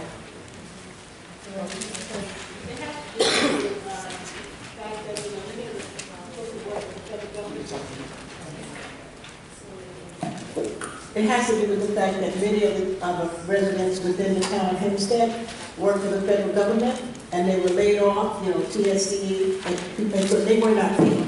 So therefore, they're behind as far as their mortgages and so forth are concerned. So we're asking that the governor sign into law on the first of this month that we would be able to delay the payment for those who are available as far as their taxes are concerned. Taxes are due on the 10th of this month. If you don't pay your taxes on time, you know that you have to pay a penalty. So what we're trying to do, when this board, I'm sure it pass it, is to make sure that they get 90 days reprieve. So that's what that's about. Okay, perfect. I just need clarification, because I had asked in previous meetings when you have these last minute add-ons for whatever reason. I'm not trying to question, I'm not trying to judge. It just makes it difficult for residents to understand what is being presented if we're just hearing about it and then you kind of go into. Well, we couldn't do that before because it was just passed by the governor on the 1st of this month.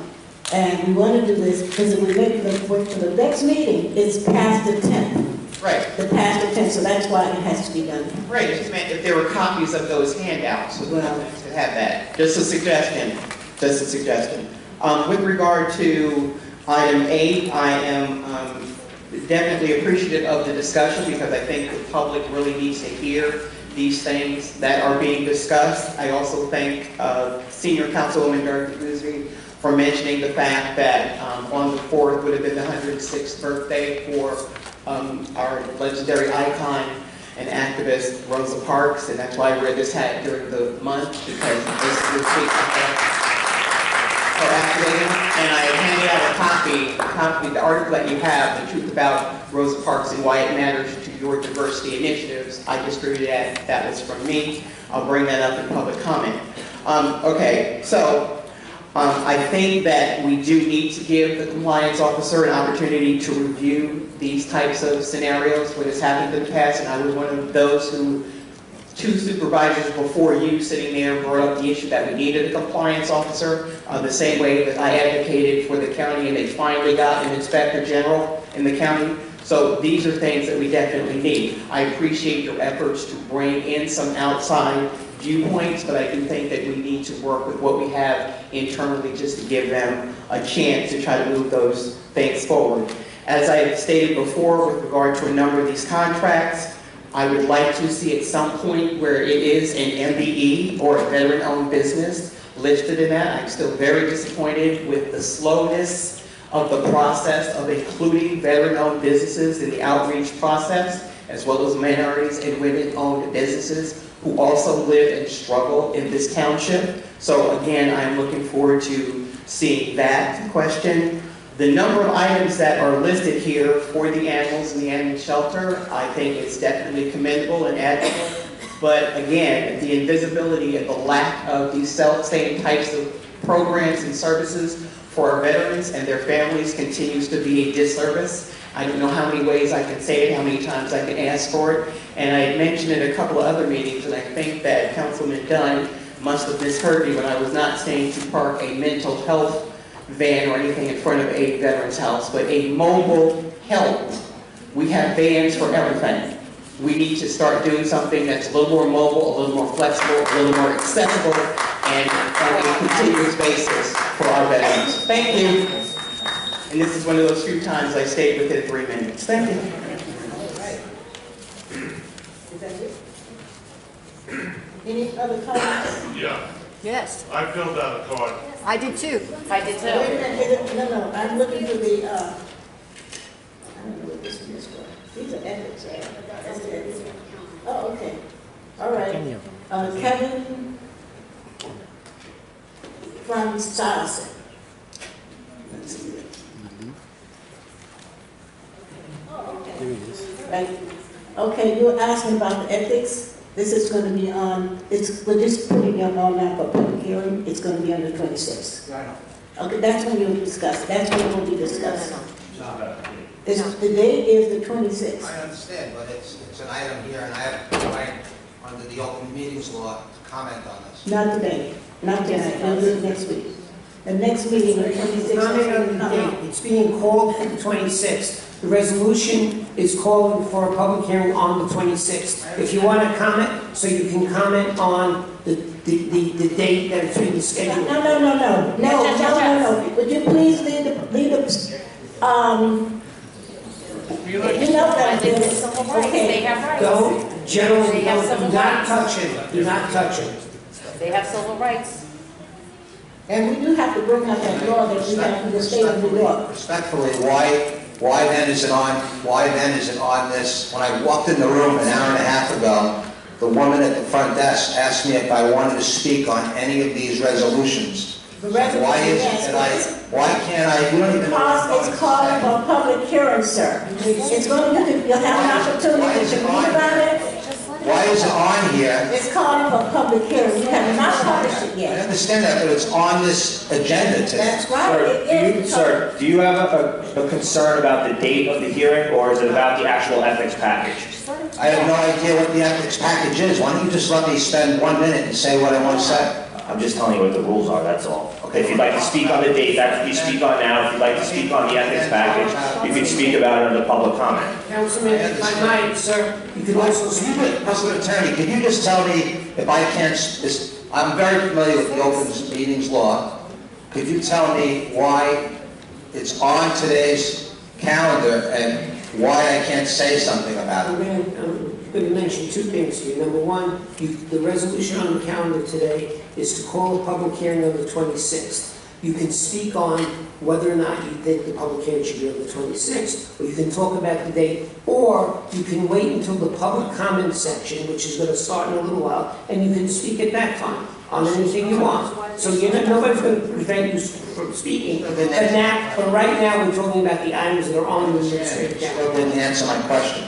I just did. I told you can speak at public comment. On that item now, If I can't speak now, why is it on the resolution calendar? it's a resolution calling a public hearing for the 26th. Well, speak on that. That's what I'm going to speak on. Speak on the 20th. Okay, go ahead. Would you like, you don't like the 26th? You want to change? No, it has nothing to do with the date. You're spending more time telling me that I can't speak. Why don't you just let me speak? I don't have time for public comment. I can't stay for public comment. So, Ms. Gordon, You know what? Could you, since you wasted my time here, could you set that to 3 minutes and I'm going to speak on a different resolution? No, sir. Ms. Gordon is next. But he still has a minute and a half. You want to speak on his, I'm telling you, this is called I'm not going to speak public on this. hearing. I'm not going, I accept your ridiculous, whatever. I'm not going to speak on it. I want to talk 3 minutes about a different resolution. All right, go ahead. What is it? What's the resolution? I'd like the supervisor to be here. I don't know what I'm here right now, I'm taking charge because she's not. That's a scary thought that you're taking charge. I'm glad to hear that. That's nice. Time is running, so I think Time is running. I just want to let the town board know that I'm from Syosset, obviously, and I'm the Felix Picacci of the town of Oyster Bay. My name is Kevin McKenna. Oh, I see. And I have to tell you that walking in here, I'm really impressed with a lot of the ways that you do things here, especially when you walk in having two nice ladies at the desk saying that you can sign these sheets and you can speak about these resolutions. And I'm also very, very happy. I'm also very, very happy to hear a town board that speaks, that has thoughts and speaks. I was very, being an outsider and not coming here, it's so obvious how you had to figure out, and believe me, I'm not pro-Laura Gillen or Republican or Democrat, but it's so obvious how you needed to nitpick on this supervisor that explained to you the reasons why the prices were lower and told you that you're able to meet with her, on a weekly basis, and you chose not to do it. Why don't you explain to the public here why you chose not to meet with the supervisor rather than wait for the meeting in order to stand there and say, I saw this in the newspaper, why didn't you call her up and talk to her? All right, Story Gordon.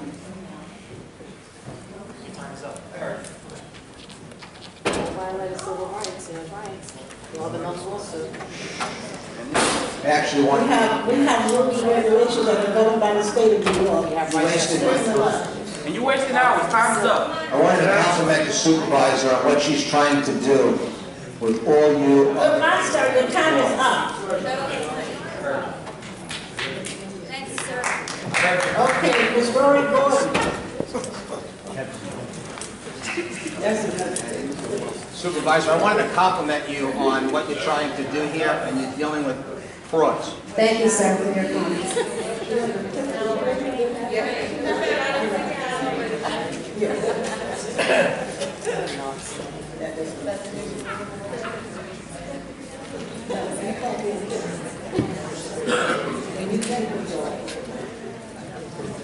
Ms. Gordon.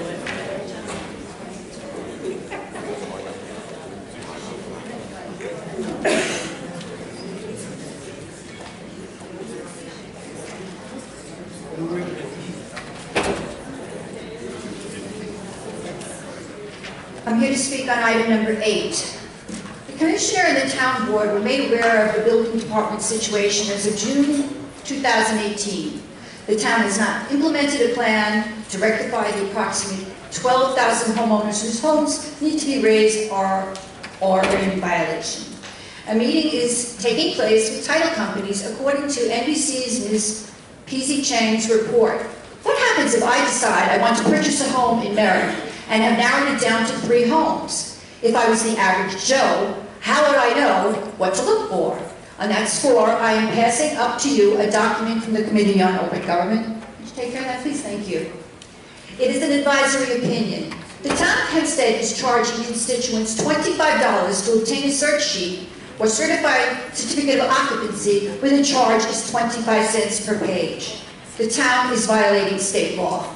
The town has done nothing to make the public aware their homes are in violation. What about people who are closing on homes tomorrow? Or individuals who have renovated their homes now to find out, after New York Rising has closed out funds, that they are responsible to spend a minimum of $100 grand to raise their domiciles. Not only are all 3 commissioners culpable for this egregious situation, the town board members are guilty as well. I have not seen a press release, a mention of this issue on any of the town board members' Facebook pages or on the town website. Besides Ms. Chang's stellar investigation, where is the media on this? The town board provides for all records of any kind, whereas the building department fails to meet laws set forth in Records Retention and Disposition Schedule MU-1, New York State Title 8 NYCRR, Appendix H, Section 185.11. It is so pointed as to the responsibilities of the employees of the building department. It even covers the way the files are to be documented down to the format and the size of the font. Preliminary assessments notices were not entered into the computer system. If Commissioner Rodkamp has excellent computer skills according to his resume, why didn't the town of Hempstead set something up immediately following Sandy? Being in his position since 2007, I find this appalling and unacceptable. Has the Department of State been notified of the severe mismanagement of the building department? Why isn't the Department of State sending forensic investigators to sort out all the malfeasance of the department? It is long overdue. The building department must be put under state investigation. To simply rewrite town code, as suggested in Ms. Chang's TV report, is just a quick fix. I don't believe any of you should be given a pass, whether you're on the board or you are in the building department. Thank you.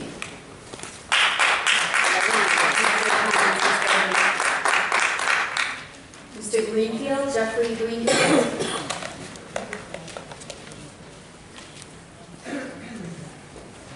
He's a crony. He's a crony. Oh, I know that. Of course Jeff Greenfield, citizen taxpayer, Windows in restaurants. 66-year resident of the town in Rockville Center, 44-year first responder, 44-year insurance professional, past president of 3 major insurance associations. Haven't been here in a few years. I enjoyed the spirited debate. Dorothy, I'm sorry that individual attacked you. I applaud you and commend you for upholding your duties as a senior council person on this board to make sure before any money is spent and any decision is done that there was a thorough vetting of it by you and other council people here.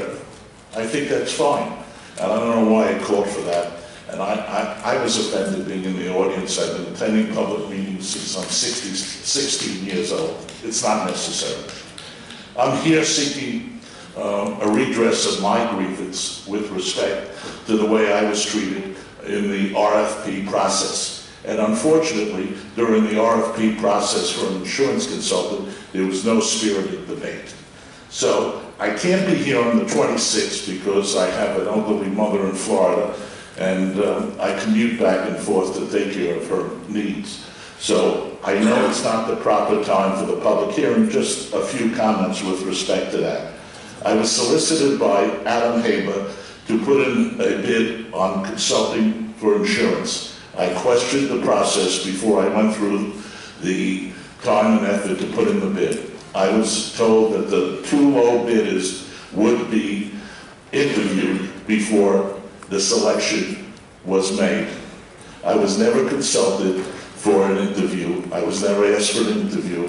I was sitting on a flight delayed in Charlotte Airport, and I'm reading the town board agenda and found out that you already voted. That's no way to treat anybody with respect to consulting contracts anytime. So what you did today, I applaud. Also, I have some questions with respect to the ethics law and how it's going to treat Can't talk about We it. can talk about that. Let the ordinance rule be out of order. Let the town attorney rule be out of order if it's out of order.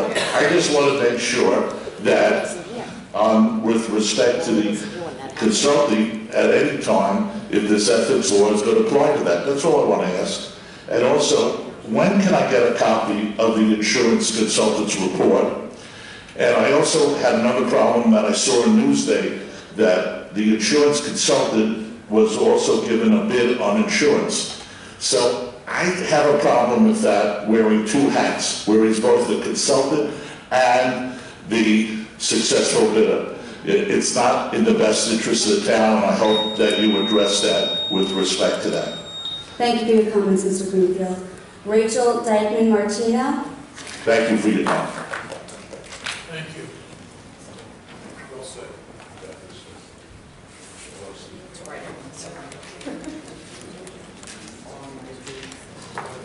Good evening, everyone tonight. Rachel Reichman Martino, Kings Park, New York. I'm a proud Town of Hempstead Animal Shelter volunteer. I've been walking dogs at your town shelter for the past 3 years, and recently I have started fostering one of your 12-year-old senior cats that has some medical conditions I'm tending to. I also have 2 dogs of my own, one from a puppy mill and the other was rescued from his own bad situation, but both have some behavioral issues due to lack of proper socialization and guidance before I acquired them. Speaking about number 15, the Play for Life group. So although I'm not a professional, like many of my co-volunteers, we do have firsthand experience and understanding of dogs and their behaviors. We are hands-on, true animal lovers and advocates. With that being said, I want to say thank you very much for putting the Play for Life group back up for resolution. It's an extremely important program for your shelter dogs. Tonight I brought along a photo of your shelter resident and my friend JJ. He's a 5-year-old American Bulldog mix, and today he is 476 days living behind bars in a crowded, noisy shelter, uncomfortable and very much alone.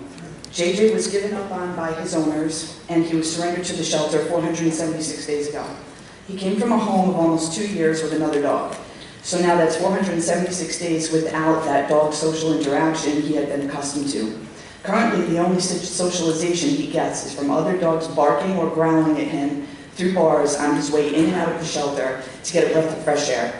This is the sad story for many of our shelter residents that are good with other dogs.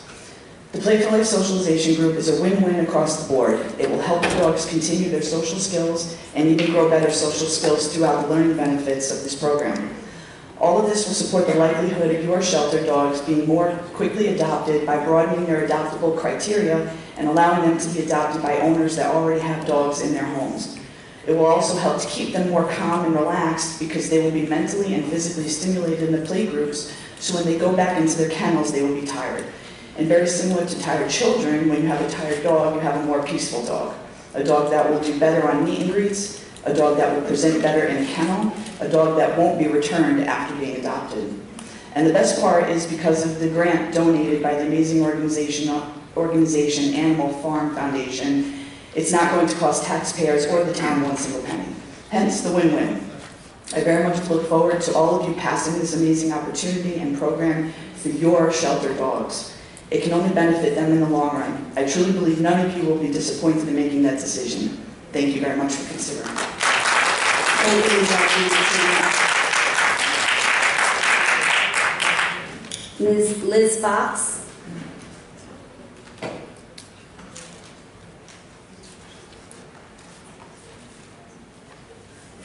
Hi, my name is Liz Fox, and I live in East Meadow, New York.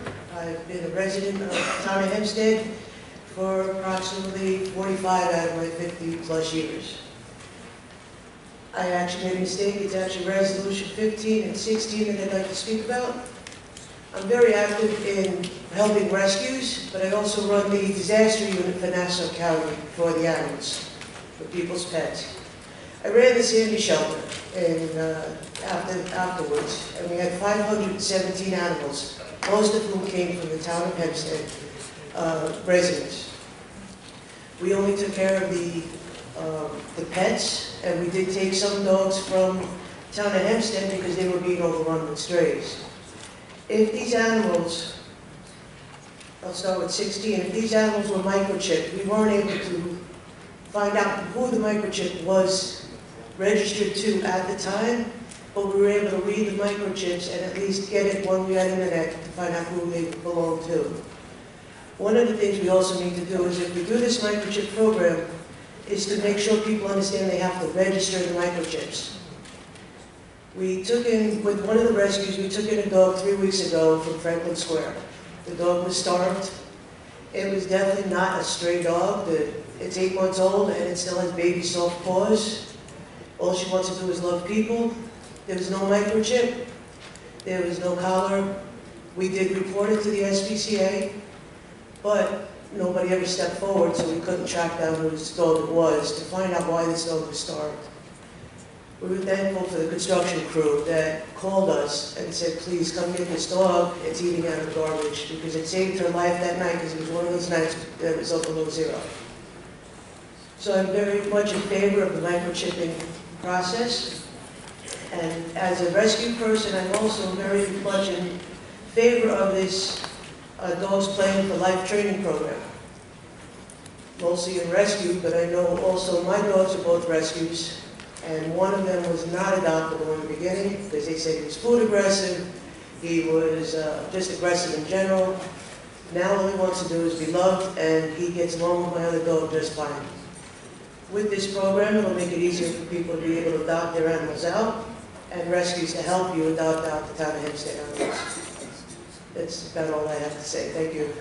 Thank you for the questions. Okay, I do not have any more slips on the administrative calendar.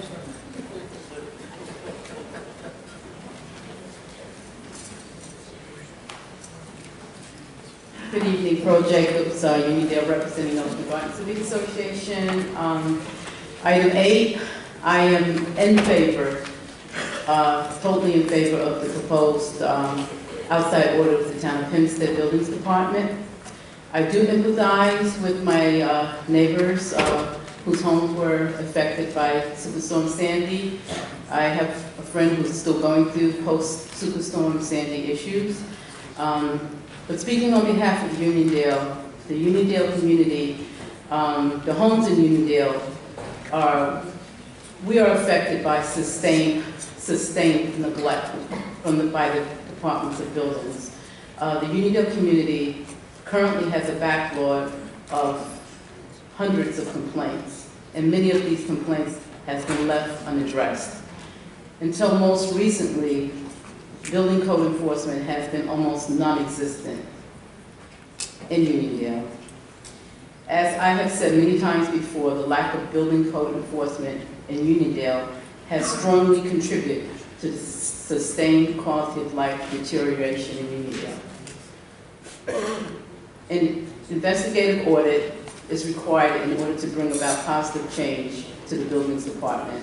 Perhaps implementation of better practices could bring about an improved buildings department, and only an audit would determine this. So I am solely in favor of this proposed audit. Thank you. You know what happened, Mrs. Jacobs? Remember, you asked me to meet with you on three of you on every Monday, and I refused to do that. Cody could not do that. And you asked the supervisor. So the supervisor said, yes, just talk to my people. So then what happened from then on is that I never got any more of the problems that you had. Didn't come to me, but she had two people who came to your meetings who were there to address them.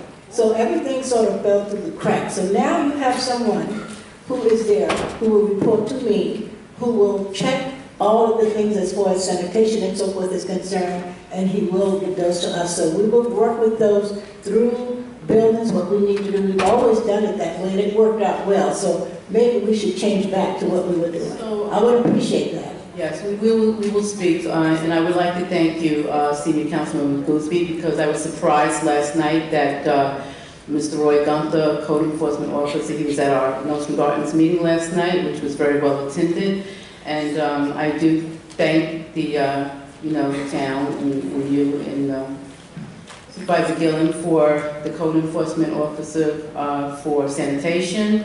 She did not do that. I got that for you. But I said you, and I said you first. Okay. So let's not get into this tonight. No, I just want to make sure that if you let my office know, we will take care of it because we followed through. So, we're starting new here, Senior Councilman Goolsbee. I've been on the board and Vice President of North Carolina Civic Association for 10 years. And many things have fell through the cracks, but I can't go back. We can only No, we're going forward. That's why I'm asking you, please make sure that it comes to the office so that we can address them. Okay, but I just want it on record that I am solely in favor of the proposed outside audit of the town. You can do that. You have a right to do that. Buildings Department, thank you. Thank you, Ms. Jacobs. Ms. Calabano? Hello, it's Nikki Califano. I'm just a little confused, bizarre of what has happened here with this animal shelter, an individual that you were trying to hire that was still in the town of Hempstead. Is this a way of Anthony D'Exposito giving paybacks to shut people down when they're against him? Me as a taxpayer in Nassau County, it has been a disgrace. Just as your resolution on 17 and 18, while Island Park and Oceanside is underwater, why is this individual getting all this? Could someone explain to me why he is getting this while Oceanside and Island Park is still underwater? This is the easement. There's a developer, and the building commissioner, you know who the developer, or Mr. Rod, you know about this. This is about the easement. So a developer is developing condominiums, and Mr. Rod, you can jump in if I speak incorrectly. And there's an easement for an outfall drainage pipe.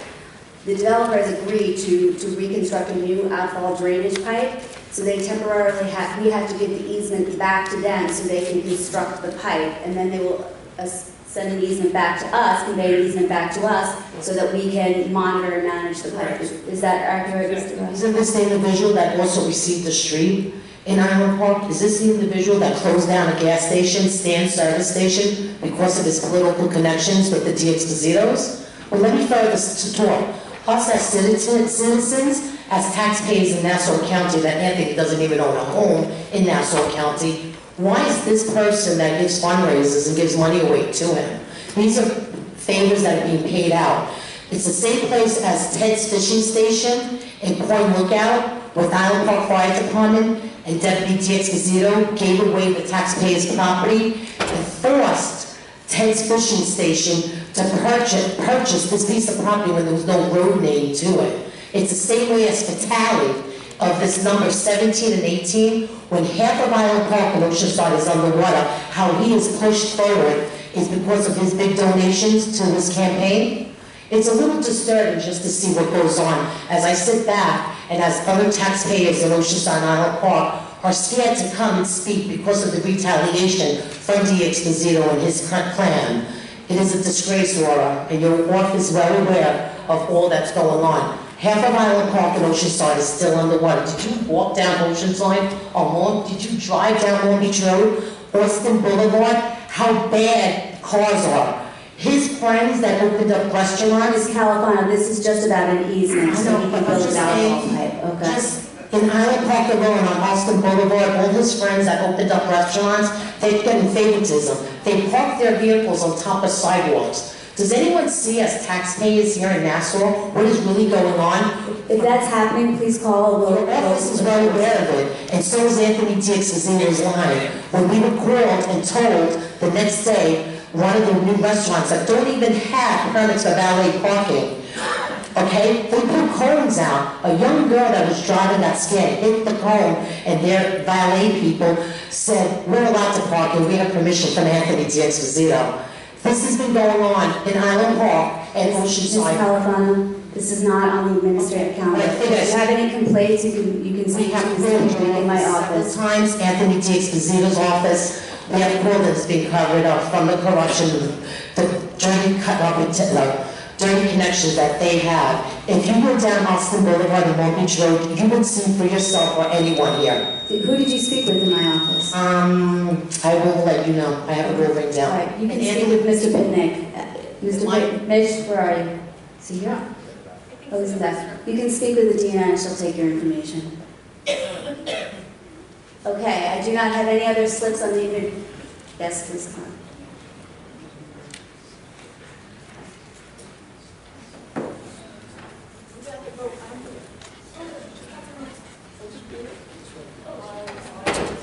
I'm Gabby Stracker. I'm a veterinary science student at Baratech BOCES. Hi, I'm Gabby Stracker. I'm a veterinary science student at Baratech BOCES. And I hope that you support resolutions 9 and 15. Simply out of the best interest of all animals. Thank you.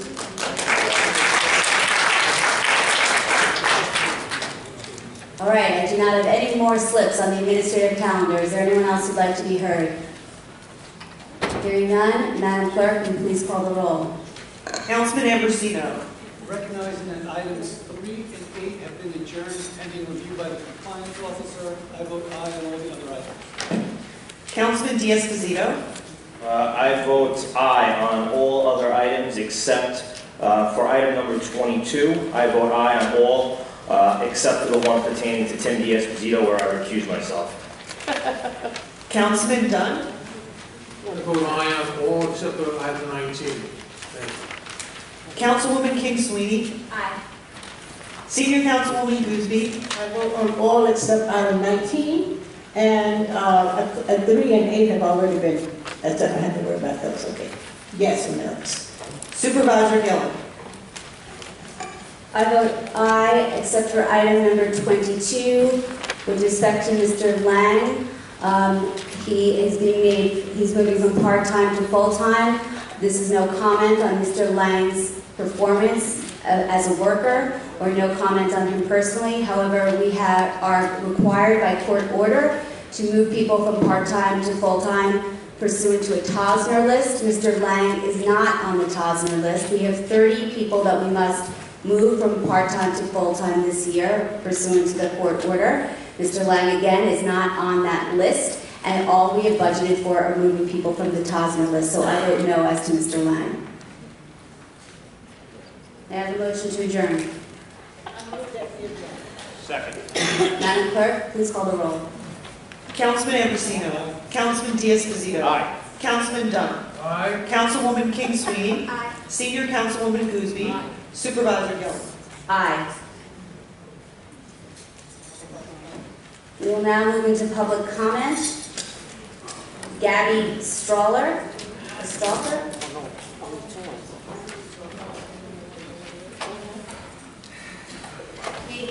Caitlin Stracker.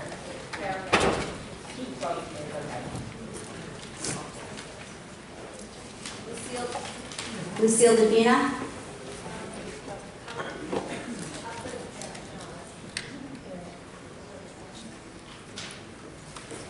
Felix Bocacci.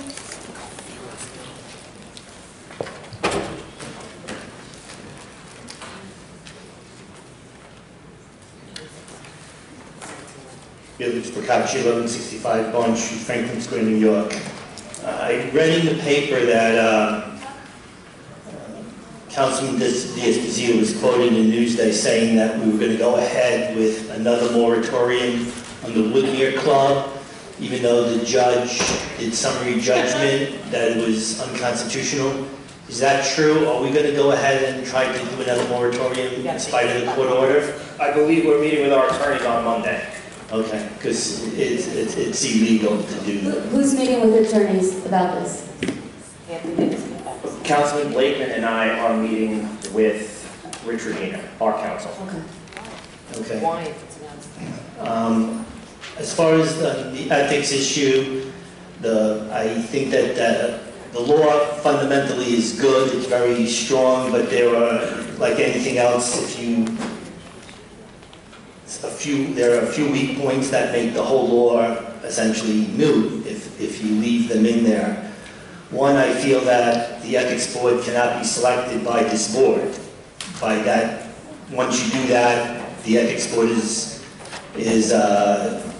impotent, and I think it goes to show. I complimented Supervisor Santino on his ethics law back in 2017. I thought it was great, but there have been no referrals to the ethics board on any complaints, and the residents were not allowed to make complaints in that law, and that was the Achilles heel. It made it so it was a great law except for those items, and those items really make it so nothing's going to get done to improve ethics in this town. Also, what's missing is a time constraint on when anyone asks for an advisory opinion or complaint, or whatever, how you want to phrase it. I think it should be both. Sometimes you just want an opinion, you're not really complaining about anyone. There should be a time limit set, and then, of course, like anything else, if the board needs an extended time, let's say you give 60 days, and they need to go more than 60 days, the board has to write a public explanation. It can't be just because we need more time. It has to be detailed where they say why we need more time. We have to interview 20 more witnesses, whatever it is. So they can be given the proper time to do a proper investigation, but I think a time limit should be set. And one last thing, we have a court date. I have a court date with the town attorney tomorrow. He didn't show up 3-4 weeks ago, and I just want to clarify that we do have a date at 9:30 with the court, and if you're not going to show up, I'd like you to let me know now so I don't waste any more time. So, Mr. Ra, are you going to have anyone at the court tomorrow at 9:30? That was a motion, Council. No appearance was necessary. No, there wasn't appearance necessary. You'll be there tomorrow. Thank you. Thank you so much. It said appearance date. I got a notification and an email. I actually called the court because I was surprised too, and it said to show up, and that's why I showed up. Thank you, Ms. Bocacci. Jill Cohen.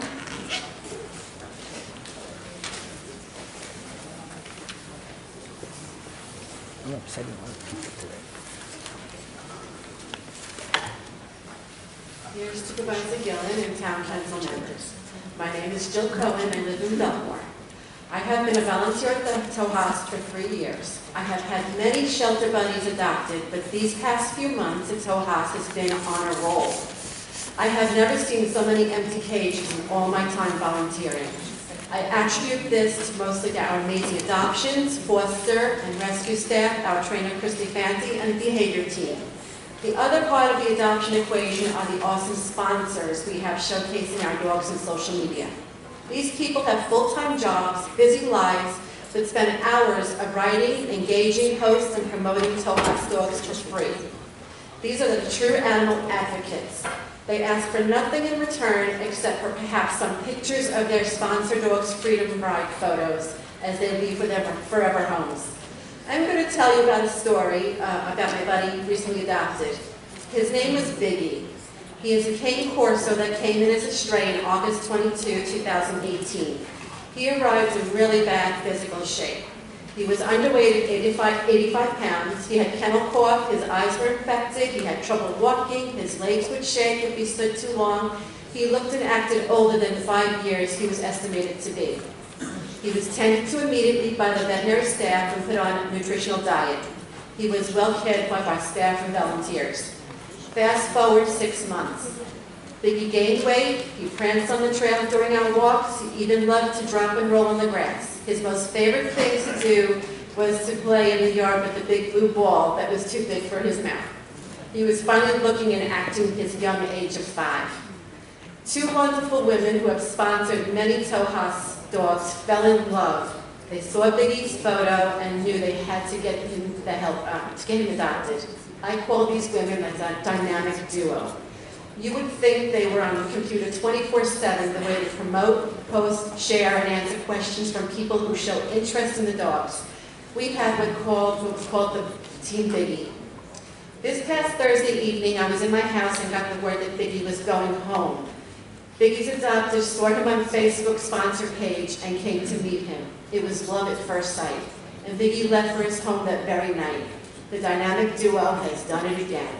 This was a great story of a dog that went from rags to riches thanks to people like these amazing women who do it for the love of the animals.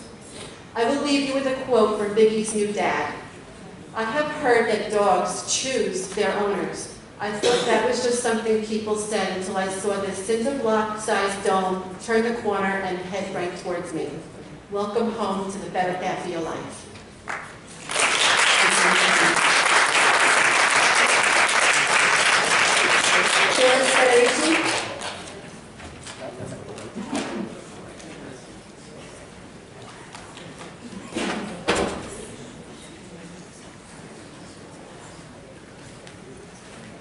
Good evening. My name is Phyllis Federici. I'm a Nassau County Town resident and I'm also a volunteer at Topas. I am here again tonight to talk about the shelter and especially Christiana Fanti. At the last town meeting, someone said 4 out of 5 of Christiana's certifications were proven false, and if anyone wanted to see the proof, she had it. And that statement really bothered me. I said, how could this be? So I did some investigating and I've made copies of what I have found, and in my opinion, I feel these documents may prove that statement may not be totally true. Christiana has accomplished many good things in the past 2 years since I have been at the shelter, and I believe it would be prudent to extend her contract so she can continue this good work.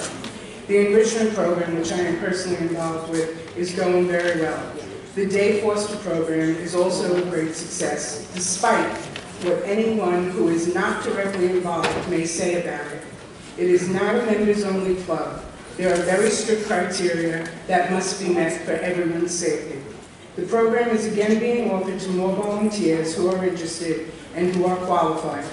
We are very proud of these programs, and I say we because at the last town meeting, I submitted the names of 48 other people who feel the same way about Christiana. Christy, along with Matthew Gooding, Jackie Penjo, and Melissa Fogarty, work so very well with the dogs, the cats, the staff, the public, and the volunteers that we should keep this momentum. These are compassionate, caring people who, despite what is written on social media, have only the very best interest of the animals at heart. Come and see for yourselves. Call, make an appointment, meet with these people, see their interaction with the people and the animals at the shelter. I would also like to thank the many other caring, hard-working staff at the shelter. These folks come to work every single day. They do a fabulous job with very little, if any, gratitude. So I think we should all thank them. And I would also like to thank you for your time.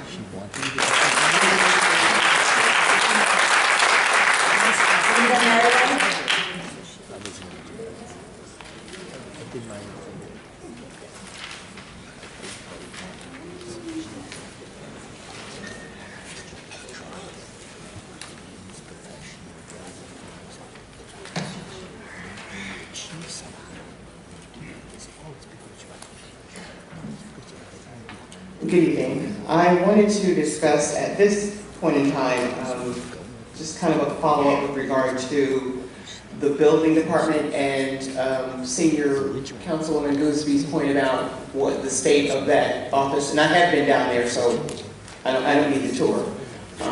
I agree that they really need to have resources in there. They need space, they need better equipment, and they need the supports to do the job that needs to get done. I would also request or ask that the town start to look at some of its relationships with the unincorporated hamlets, of which Baldwin and others, the county. I mean, I go to the county meetings, as many residents know, and when they have the report from the Committee for Towns, Counties, and Villages, and I've been going to the county meetings for a number of years, there's nothing on the page. That in itself is appalling for the fact that we pay all of these taxes, we pay all these resources, and everybody speaks about how this is the largest township. You know, Nassau County is so huge, we've got over 80,000 veterans, we don't have our own designated facility for veterans. Even the veteran services, the page is blank. Minority support, the page is blank. I think as Felix Procacci asked earlier if he should appear at a hearing, if there's going to be a representative, I just want to know. And you know, the majority of you are here except for Councilman Blakeman, but is there going to be some real change, some documented activity, some real movement with regard to stepping up efforts for our veterans, or should I just stop wasting my time coming here? I received a letter today from a veteran in Bayville who I've been helping to basically try to keep in his home since 2013. And he thanked me for my efforts on his behalf with regard to the state court to help him keep him in his home. He lost his wife due to the stress of the foreclosure process that he was involved in. She died in his arms in 2013. I never had a chance to meet her, but I did speak to her over the telephone. He had a bankruptcy court hearing today. I was not able to come, but I did follow up with someone who is assisting him to find out that there was a delay in that. I stood there with him with a clerk, you know, under the great flag that, you know, Councilman Dunn is always worried about. If we got to make sure there's a flag. I try to make sure that they have a home. I try to make sure that they have a job. I try to make sure that the students stay here when they get out of these illustrious colleges and institutions. I've delivered food, diapers to our veterans on weekends on my own time and dime. And if you read in this particular article about the lack of diversity and what happens to people like myself who try to fight the system, even though I have 2 degrees, and that type of, the type of discrimination that impacts me and my own opportunities to make money because I continue to fight and fight back is detrimental. But I'm not going to stop. I'm just saying I'm going to stop coming here, because if it's going to be a waste of my time, and the record has shown, because nothing really has changed, I will stop coming here and continue my work outside to make sure that our veterans have a roof over their head, that the widows who can go to visit Greenfield Cemetery and that their husbands' plots are watered, that I also had to advocate before this body. And I know that I'm out of time, but again, you don't have to answer the question, because the lack of action will speak volumes for me. Thank you. Thank you, and thank you for your advocacy for our veterans. Christy Persig?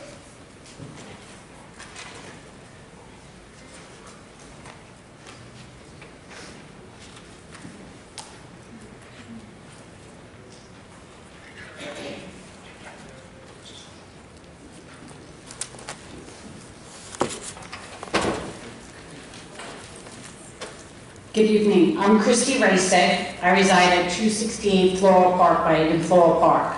Thank you so much for listening to my plea tonight. I am actively involved in the Village of Floral Park. I've been past president of the Wednesday Mothers Club. I am delighted to say I'm a mom of 2 daughters, 13 and 15. And every Friday, my girls have the chance to walk into town, have some pizza, enjoy the sweet shop. In the summer, they bike they're into the village, enjoying the pool, and they're very independent. My husband and I are really shocked about the expansion of the Belmont project that's going on. Mark and I always think of the village from the story, It's a Wonderful Life. It's like Bedford Falls. The kids are safe, we have wonderful community and people that we enjoy. I believe in 2006 and 2007, your committee right in front of me voted down the flea market that was proposed. You thought leaders thought it would be too dangerous to have 8 to 10 visitors a day or 1,500 people at a time. And you unanimously rejected that project. Today, they are looking at, I believe it's 18,000 visitors at the arena, and then maybe another 20,000 people in the shopping center. Oh, I forgot the hotel, the Hard Rock Cafe Hotel, that'll be coming too, with 250 beds. I'm here because I'm disturbed, and Councilman, I read your letter when I was sitting back there for the last 2 hours, and I agree, we need a full-time train station, and I see that in your notes. And I agree that this project needs to be looked at. But what's most disturbing is that you, in front of me, have the power to bring a vote tonight to pass a resolution that they should look at this project. If you bring a resolution tonight, and you have the power to do that, this would empower the ESD to have a 2/3 vote when this project moves forward. We're not opposed to the project itself. We're opposed to how expansive it's gotten. In the meantime, if you call Richard Brown, I've sat at meetings with him from Sterling Equities, he has stated he will build it, they will come. But he has absolutely said every project he has done, it's not his responsibility to put the infrastructure.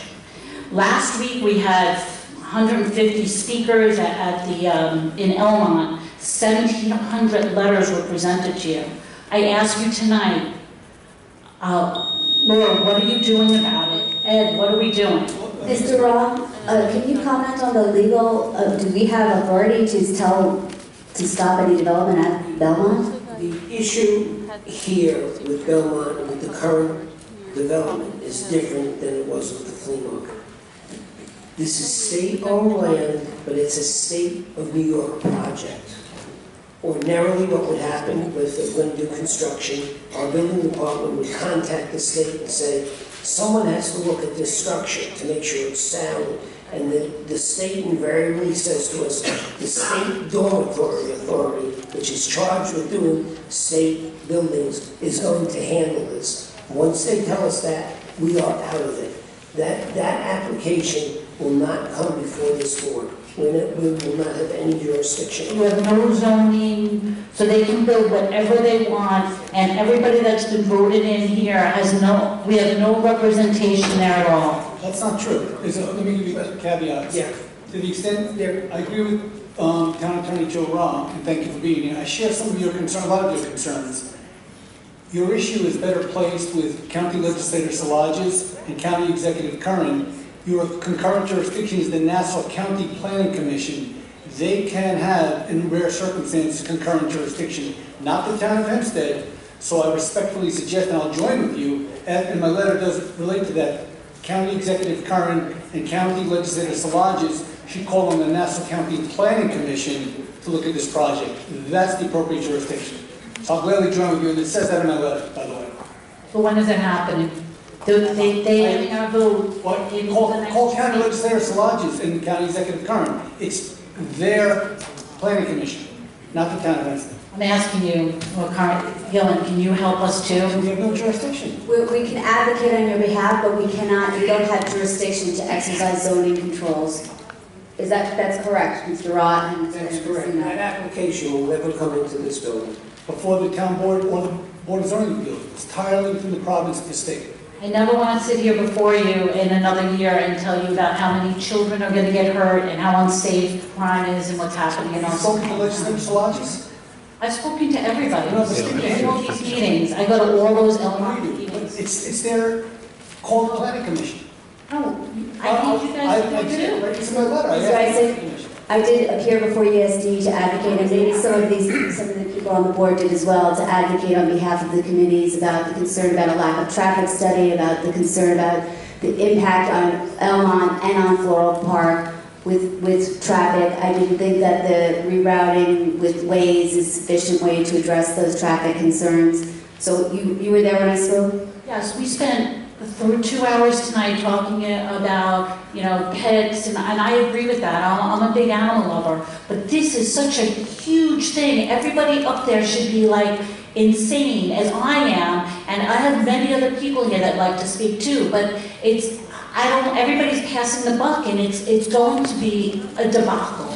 If you cannot drive down Plainfield Covert now, taking your kids to religion, and you know the answer to the project, people? Christy, learn how to carpool. I carpool now. But when we have soccer, Girl Scouts, religion, dance, you name it, much less go in the grocery store, their answer to me is, you should do it during the day. I work during the day. That's not my responsibility. I cannot believe 10 years ago you voted down 10,000 visitors and everybody here is okay if 40,000 people come down Hempstead Turnpike Plainfield. You should be crazed. You should say this is not going to happen in our area. And how much money is coming to our fire, police, and going to protect us? Nothing. Zero.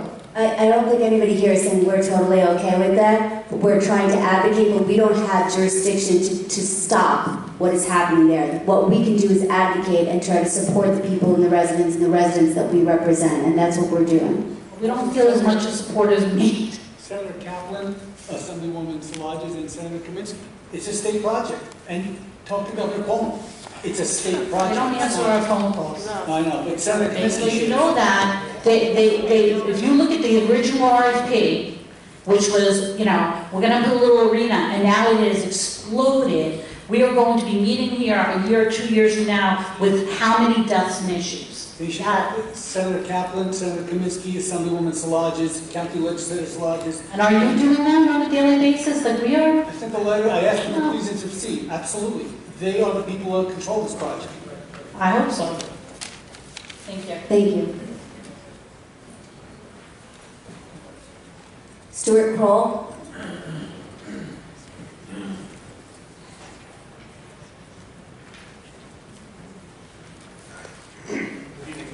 Stu Kroll, Great Neck. I'm going to make this hopefully short and sweet. Short anyway. I've heard some disturbing allegations regarding the adoption of animals from the Hempstead shelter. It seems quite evident that some animals are being held for certain favored rescue groups. This is very disturbing. Apparently this applies even when there's a highly adoptable animal with much interest in it. For groups receiving such preference, I'm sure the status quo is fine and they don't want to change anything. I won't even say that they're not good rescue groups, they may very well be. A good adopter should be the ultimate goal, not giving the animal to a group when there's actually somebody willing to adopt it. I've also heard some very disturbing allegations recently of animals being adopted out without revealing serious medical issues to the new owner. I think that's very, very disturbing. Anyway, Laura, I hate to bring this up again, but I will. Have you sent out another memo regarding our good friend Mike Pistorius? Since he wants to leave, you said you sent out a memo that was 8 months ago. Where do we stand now? I think the board is very much aware of the memo that I sent out, and they're free to follow up on it anytime. Another memo. I mean, the board seems like reasonable people. I'm sending a verbal memo. If you'd like to discuss Mr. Pastore, please feel free to reach out to me. How is that? That's great. Is anybody that wants to keep him, given the fact that he wants to leave? I can't imagine there would be. Wants to stay. Well, according to his lawyer, apparently he wants to leave. So maybe you know better, but that's what I was told from his lawyer. So, He's a great man, leave him alone. I'm sure he is. Anyway, Laura, I suspect in some way, congratulations are in order. Your situation has improved markedly since you took office. You ran on a pledge of helping our animals, transparency, and eliminating nepotism. Since attending your first fundraiser, the animal advocates that now you've shunned basically and ignored at every turn, you know, and I'm happy I was one of them at that time, everybody paid $75 for the privilege of standing there with you. The other attendees were all employees of the Democratic Committee, you know, who of course paid nothing. By strange coincidence, many of these people were now hired by you to work for the town. Some of them were kind enough to be joining us here tonight. My greetings to them. No doubt they were the most qualified people available after an exhaustive search was conducted. You know, I don't want to disturb anybody, so. Go 3 minutes. Oh, thank you. You know, anyway, it just seems to be very, I just read about some large donations from real estate people. I won't mention their names. One was $15,000, then the head of the Sands Point Preserve donated $10,000. You know what, I just think this sets a very bad tone. And, you know, I'm thinking instead of continuing with my trading, maybe I should go back and become a real estate developer. I mean, this is all totally legal, but I think it sets a very bad precedent, and it makes people wonder what the priorities actually are. All right, thank you. Thank you to all my animal shelter people in purple for all the incredible good work that you do and for helping us get so many animals out of our shelter and into forever loving homes. We've done a great job together, and I thank you for your continued support and your hard work and your dedication to the animals of the town of Hempstead. Gabby Hoffman.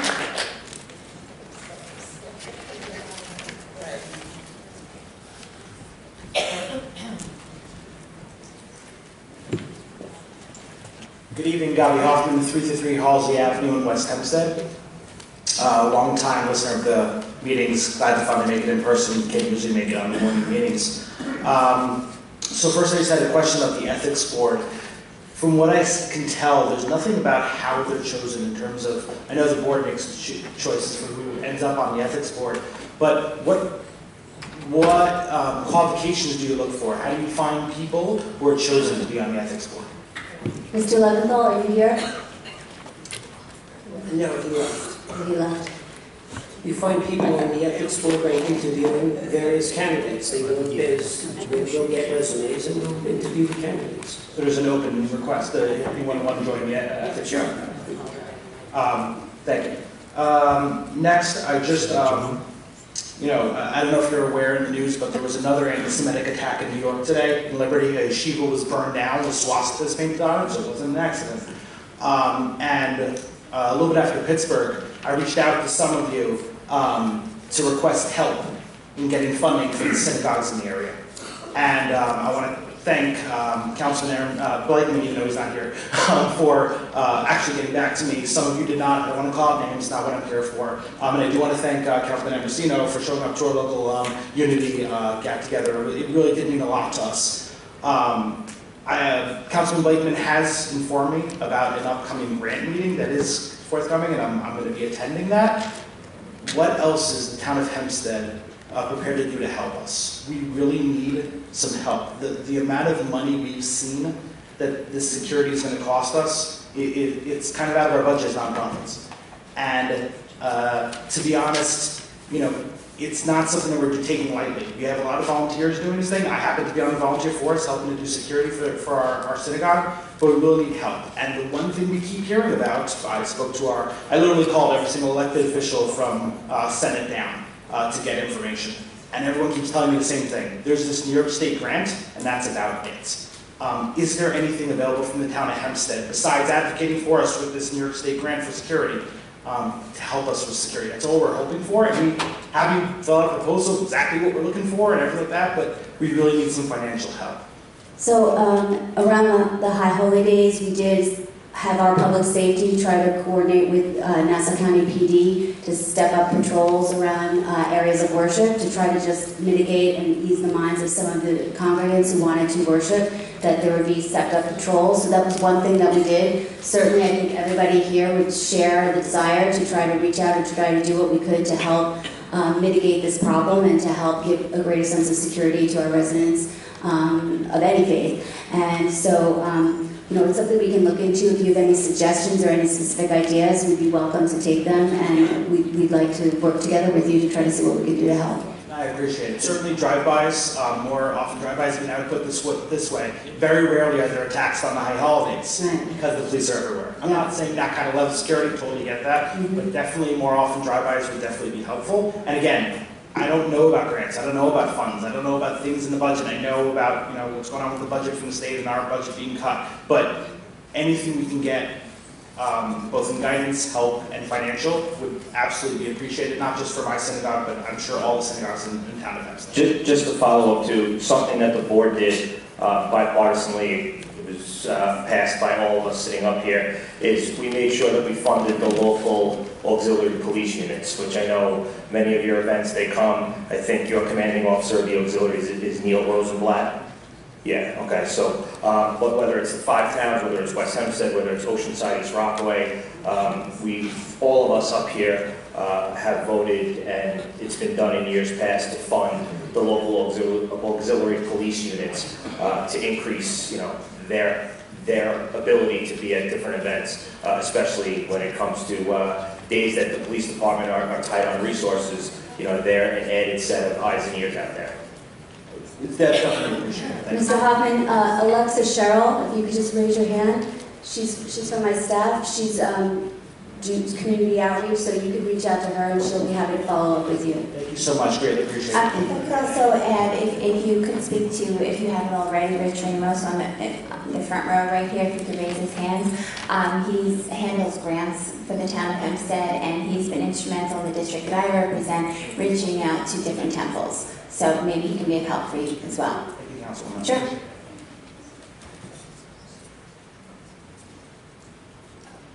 Ms. Raul Torres? Ms. Raul Torres?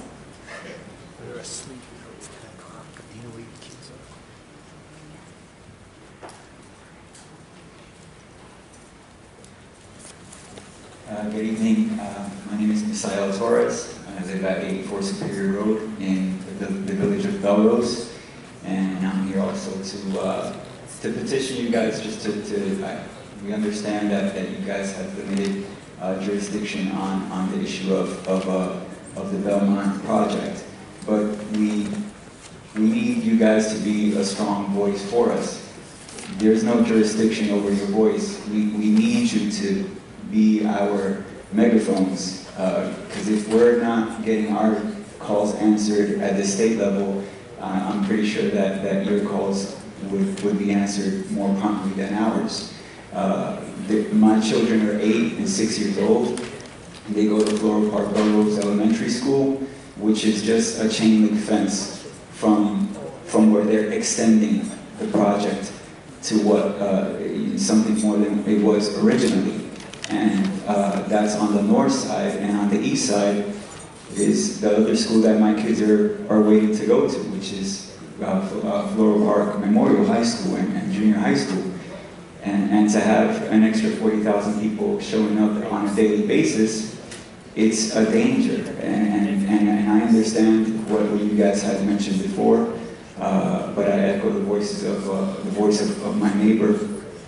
We have to do something before it's too late, because when things start to happen and around bigger sporting events or whatever else, there's a slew of things that happen. I mean, they just busted a ring of sex trafficking in Atlanta right the week before the Super Bowl.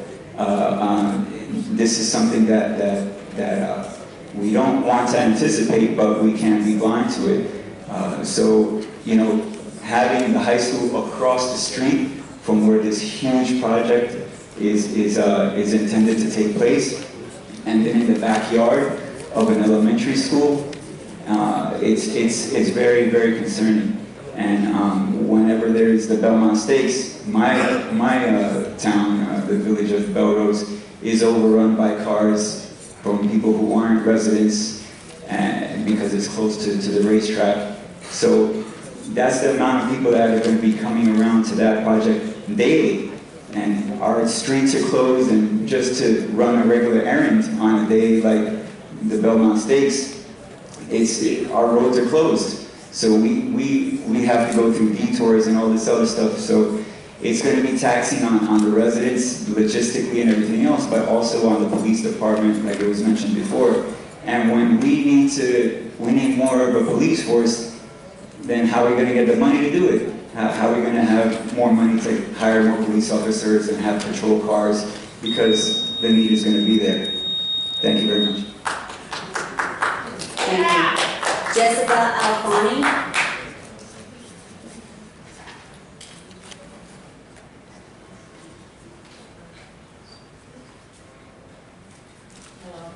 Hi, I'm Jessica Alfonsi. I live in Floral Park, and I know, I heard what you just said, but you say Belmont project is out of your jurisdiction, but our village believes that not only Nassau County, but the Town of Hempstead Board can exercise jurisdiction granted pursuant to Section 626 of the New York State UDC Act and recommend either disapproval or modification of the proposed project. Mr. Rock, can you get us a legal opinion on that, please? The key word there is recommend. They may ask us for our opinion. We can comment when they do this, the environmental review. It's a comment, recommend. We have no power or authority. Well, we're not saying that you can stop this, but we're asking for you to do that and recommend that this project needs to be modified or maybe, rejected completely by doing your own independent study. And I believe that the mayor sent you letters, Supervisor Gillen hand-delivered not only the over 2,000 letters from the residents, but they delivered all of the legal verbiage. But just so you understand, it is, the recommendation is just like, it's an opinion. It doesn't have the force of law. Right, but the 15,000 people in Floral Park will take anything that they can get right now to help us. Because right now, we feel like there's nobody helping us. With all the respect in the world, Supervisor Gillen, we really appreciate you coming to the hearings. But saying that they need a train station, I mean, that's the tiniest bit of this. They want to destroy the whole area. And poor Elmont. Elmont doesn't even have a mayor. They're not organized like Floral Park is. They need you to help them. You're their mayor. We've been meeting with residents from Elmont on a regular basis. And that's great, but, everybody sort of wants to step aside and not really fight this fight with us. And everyone's saying, talk to Kaplan and talk to, the state officials when they won't talk to us. And Empire State Development, they are saying they have this robust community process, and it's a lie. It's not true. I will be happy to try to facilitate a meeting with your group of residents and State Senator Kaplan. Thank you. I'm on the Belmont Task Force, and I keep reading articles about the Nassau Hub, and I just feel like, I hear words like laboratory space and educational space and open space, and they're getting things like Sloan Kettering, and we're getting significant adverse traffic impacts that will be unavoidable and unmitigated. They get a community benefits plan, and we get, Freedom of Information Act requests to Empire State Development that still remain unanswered. I mean, we've sent them stuff in October that they still haven't answered. And when the study's been out, we know they have the information. The answers have been given to them. They put it in a study, but they haven't given it to us. They get open public space. We have Belmont Park. They're destroying 5 acres of the historic backyard area and replacing it with sidewalks. They get a project that bolsters local economy, and we get retail space that, according to Empire State Development, would not serve to meet the needs of local residents. There's a payment in lieu of taxes. We're getting zero compensation for additional demand on our police. This cannot be a time-limited process. It's too rushed. This was supposed to be about the Islanders coming home to Long Island, not destination shopping. We want the area revitalized, but the infrastructure must support this. This is going to be a mess that you are going to have to clean up. Town of Hempstead is going to have to clean up. I mean, I won't even mention National Grid's possible moratorium on new projects if the pipeline isn't improved. I mean, this affects you and the surrounding communities. That's all under your jurisdiction. I understand this plot is on state land, but this will, the aftermath of this and the effects of this will affect you, and you'll have to clean up this mess. So we just ask you, please, however you can support us, by writing a letter, by saying you're against the scope, that they shouldn't have gone out of the RFP area, whatever you can do, that's all we're asking. We would just Greatly appreciate it. If you would just see Rebecca Sinclair in the back over there, if you see she's wearing a bright pink shirt, give her your contact information and I'll get in touch with you on behalf of the group to try to facilitate that meeting with Senator Capping. Yeah, more would have been here tonight, but we had a town board meeting at Belmont Park. I know, but thank you. Valerie Lamb. Oh, here we go again. Oh my God. Soapbox. Valerie Baldwin. Sylvia, I wanted to let you know because I was there at the press conference with you, Diane Madden, and several, or most of the board members back in July, I believe, regarding the bilingual forums. I just wanted to let you know, as of my last visit about 2 weeks ago, there's about 3 of them available out of maybe 15. And one of the most important ones regarding the litigation case of Yankee and Cece, the 2 dogs that were euthanized. The euthanization forms are not still in Spanish, so I know you want that, and so do I. Supervisor Gillen, instead of interrupting me, I'll just ask you flat out, so I don't get the childish disruption of 4 votes, 4 votes, 4 votes. I'd like to know, what would you do with 4 votes? 4 votes. Pass resolutions. Such as? Hiring a consultant to oversee the building department. I'm talking with regards to the animal shelter, when I bring up the abuse and the mismanagement and the patronage jobs that you campaigned on, you interrupt me and you say 4 votes, 4 votes. I'd like to know what you're referring to. In order to get anything done, we need 4 votes. What would you do with 4 votes? You have 1 minute and 45 seconds left. Another nicely dodged question. You're an excellent sidestep. I've already answered your question. I get resolutions passed. Not at all, not at all. But anyway, this is just a rough draft of something I'm working on. Almost 2 years ago, on the steps of Town Hall, a candidate was announced who promised good for all. Amongst only colleagues, one who got her name wrong. One person stood with you in the rain, she stood strong. The words which caught her ears were in front of the animal shelter. You acknowledged the abuse and promised to make it better. Now you're taking it all back and you're trying to backpedal. If lying was a sport, no doubt you'd have a medal. The irony is this: the ones who had your back are the very same people who you now attack. And so you used us, and we couldn't care less. Our loyalties to the animals, not to you, princess. What's more, your meetings so horrifically run, they seldom start on time, and yet for you they appear fun. The Jerry Springer Show and the circus. Why you allowed this to go on with our The Jerry Springer Show. It's called freedom of speech. Because they were paid off It's called by freedom of speech. to go against you. The Jerry that were paid off from DXCZ. Let her have her 20 seconds. Come on. Ms. Callahan, please don't pull out. Let her have her 20 more seconds. What a joke. The Jerry Springer Show and the circus is in town. The only things missing are popcorn and a clown. But we will see this through and we will make it right. We look forward to November celebrating your last night. She sounds like Santino. They did this with Santino. They flip-flop. Point of order? It's a disgrace. Point of Ms. order. Callahan, did you want to speak?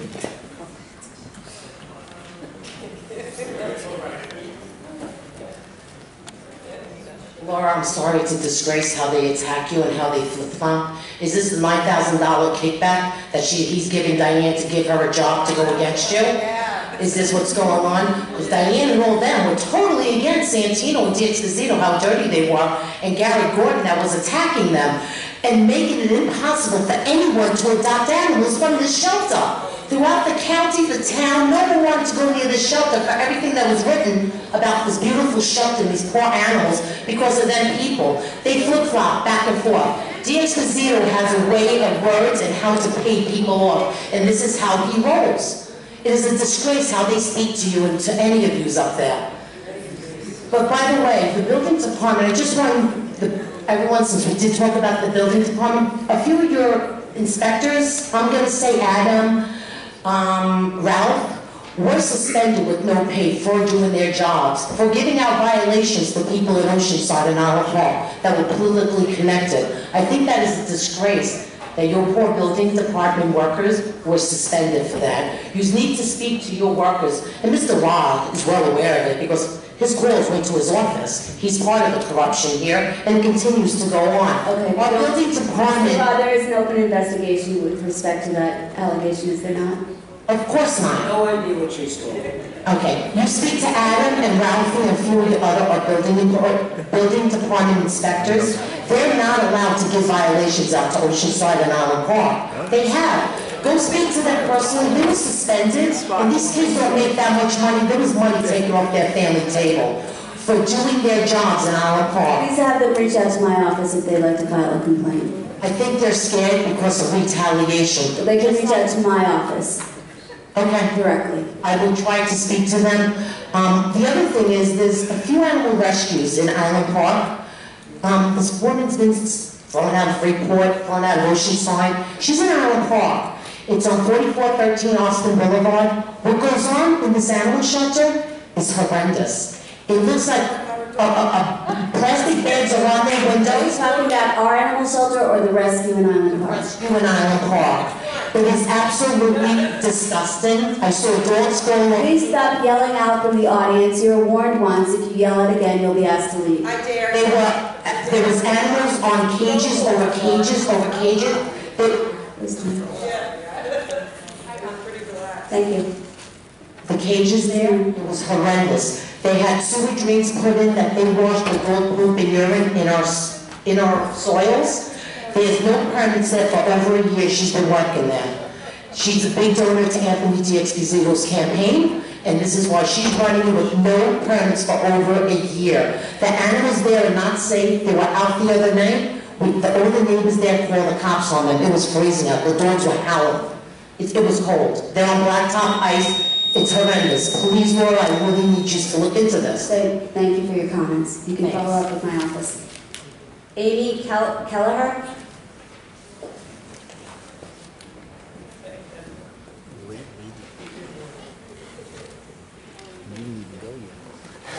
Still working on the speech. Hello, I'm actually a resident of Floral Park.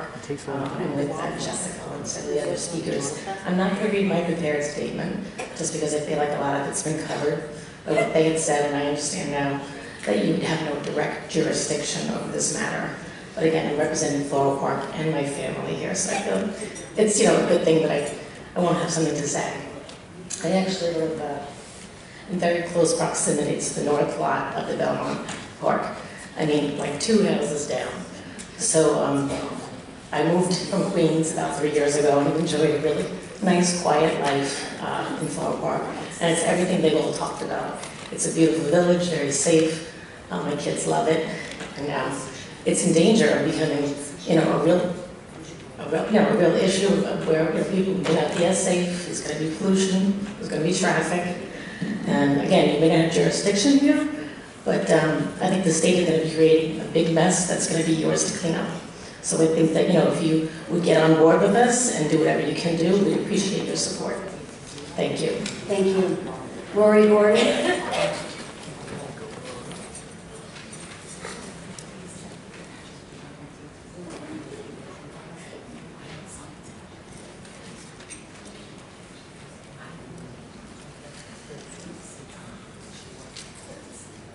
Rory Gordon, Hog, New York. Laura, I read the RFP for the building department and I went to the website and I did my due diligence on the company that you're interested in hiring. The type of audit that this company provides, I believe, is more applicable to streamlining and saving money for the town, as the example you provided in New York City. I know in your heart you mean well. However, the town of Hempstead is in this position due to the negligence of the commissioners of the building department. No system was put in place from the beginning to handle this massive Sandy project. A good management team should have had addressed that in 2012. While the building department is is tremendously understaffed as far as inspectors and code enforcement officers are concerned, with a budget of $8 million, I believe, in salaries. It is clear that management is at fault. You heard the complaints tonight from the constituents. Do you think it's a coincidence that the building department is such a disaster? Seriously? I'm sorry if I came across a little strong earlier, but this is truly how I feel. Now, my question to you, which I asked earlier, but I know we were under real tight time constraints tonight, has the Department of State been notified of the severe mismanagement of the building department? I know you have to go to the commissioner to try to make this package work, but I don't think this package is what you should be doing. I believe the Department of State should be sending forensic investigators in to sort out all the malfeasance. I've been doing this for a really long time. You're a newcomer to the game. And it's bad, Laura. This is just the tip of the iceberg. And if it wasn't for the news reports to bring the people here tonight, this would have never been uncovered or done. Everything gets pushed aside, and it's wrong. Do you understand my opinion now? I understand your opinion and I understand your concerns. Okay. I mean, I get where you're coming from, and I know from your heart you're trying, but I don't think that's the answer. I think an investigation is absolutely necessary because the corruption is out of control. Yes, it is. Thank you for verifying that. Please don't pull out Ms. Califano. I mean, it's very bad. I mean, we're going to have this ethics code thing. Nobody abides to the ethics code that's on the books today. What makes you think by you guys spending hours and hours it's very nice, but nothing gets enforced? Nobody is held accountable. There are people in the building department that have businesses and they are doing business and getting their permits pushed through because they're in the building department. And I'm talking about managerial people. And I can show you and I can prove it because you always say show me the proof. Thanks, Laura. Thank you, Ms. Gordon. Christine Marin Martin?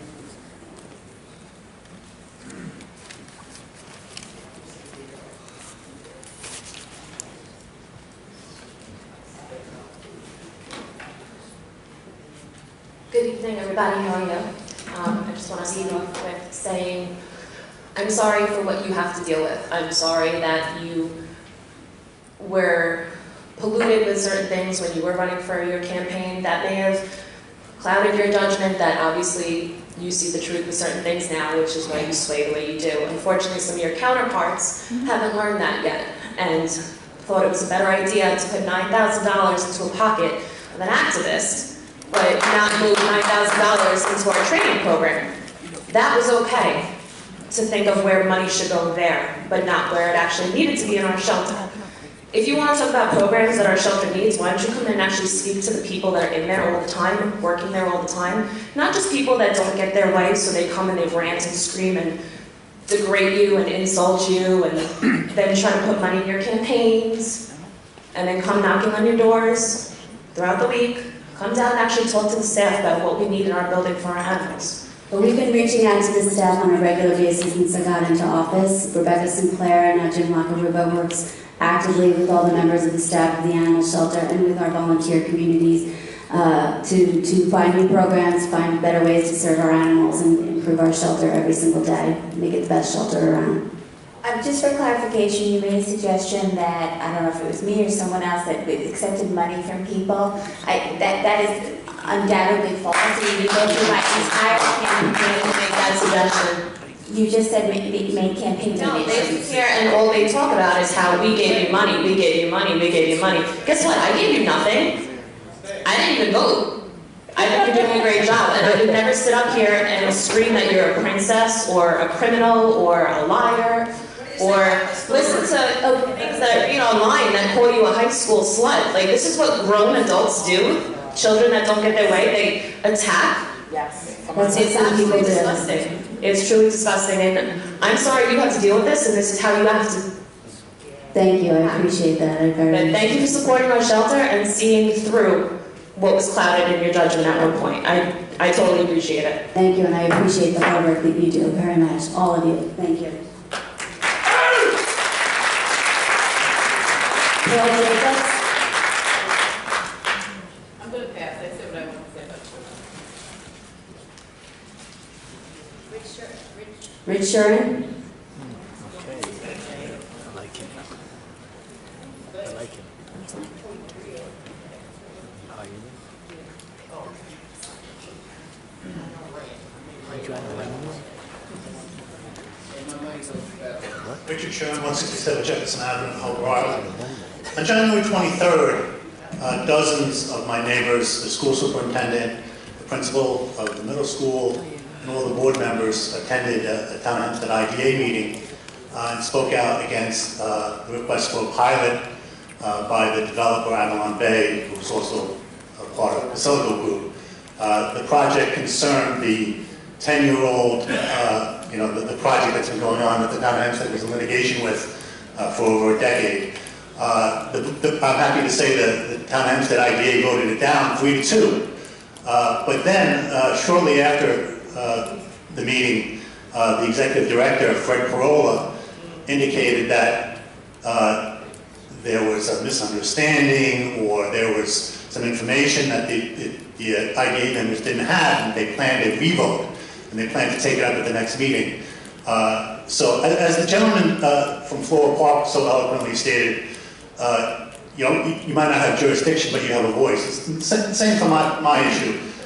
You might not have jurisdiction over the Town of Hempstead IDA, but you do have a voice.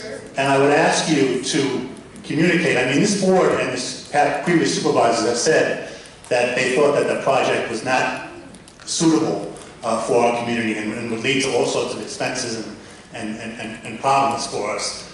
So I'm asking you right now as a board, and individually if you want, to speak out and say you're against and you hope that the Town of Hempstead IDA does not revote and grant them the pilot that they're requesting. So I'm asking you, Councilman Ambasino, you're very familiar with IDAs, would you support the community against this pilot?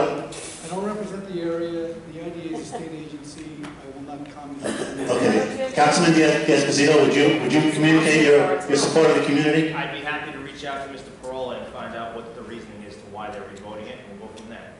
You won't support your Harbor Isle constituents? I support the community every day, 24 hours a day, 7 days a week. Like I said, I'll speak to Mr. Parola. Councilwoman Goosby, will you support us? I will see what's going on. Supervisor Gillen, will you support us? I mean, if I have to look at, I don't know exactly what you're talking about, so I'd be happy to discuss it with you, but I'm not going to commit to an answer until I know all the facts. Well, I just feel, and I'll ask you, do you feel the same, Councilwoman? For fear of being repetitive, yes. I mean, I don't represent the district. I'm happy to listen to your concerns, and I also think Fred Pearl is a good guy. I'm not into criticizing people without knowing all the facts. I mean, I just want to parrot what the people from Floral Park said. You have a voice, and you might not have jurisdiction over things, but when it affects the community and the community members take the time, in my case, dozens of people came to that meeting and opposed it, and people here from Floral Park, you have a voice. And even though you might not have jurisdiction, we'd like your support. And, it would be nice to hear you say for once, we support you, we're with you. That's all. Rich, I'd be happy to follow up with you and find out more information about exactly what you're talking about and discuss it with you further. And I just want to let you know that I have sent representatives to my office to go appear before the IDA on certain hearings, and so I'm not afraid to let my opinion be heard. Thank you. Melissa Jaffe.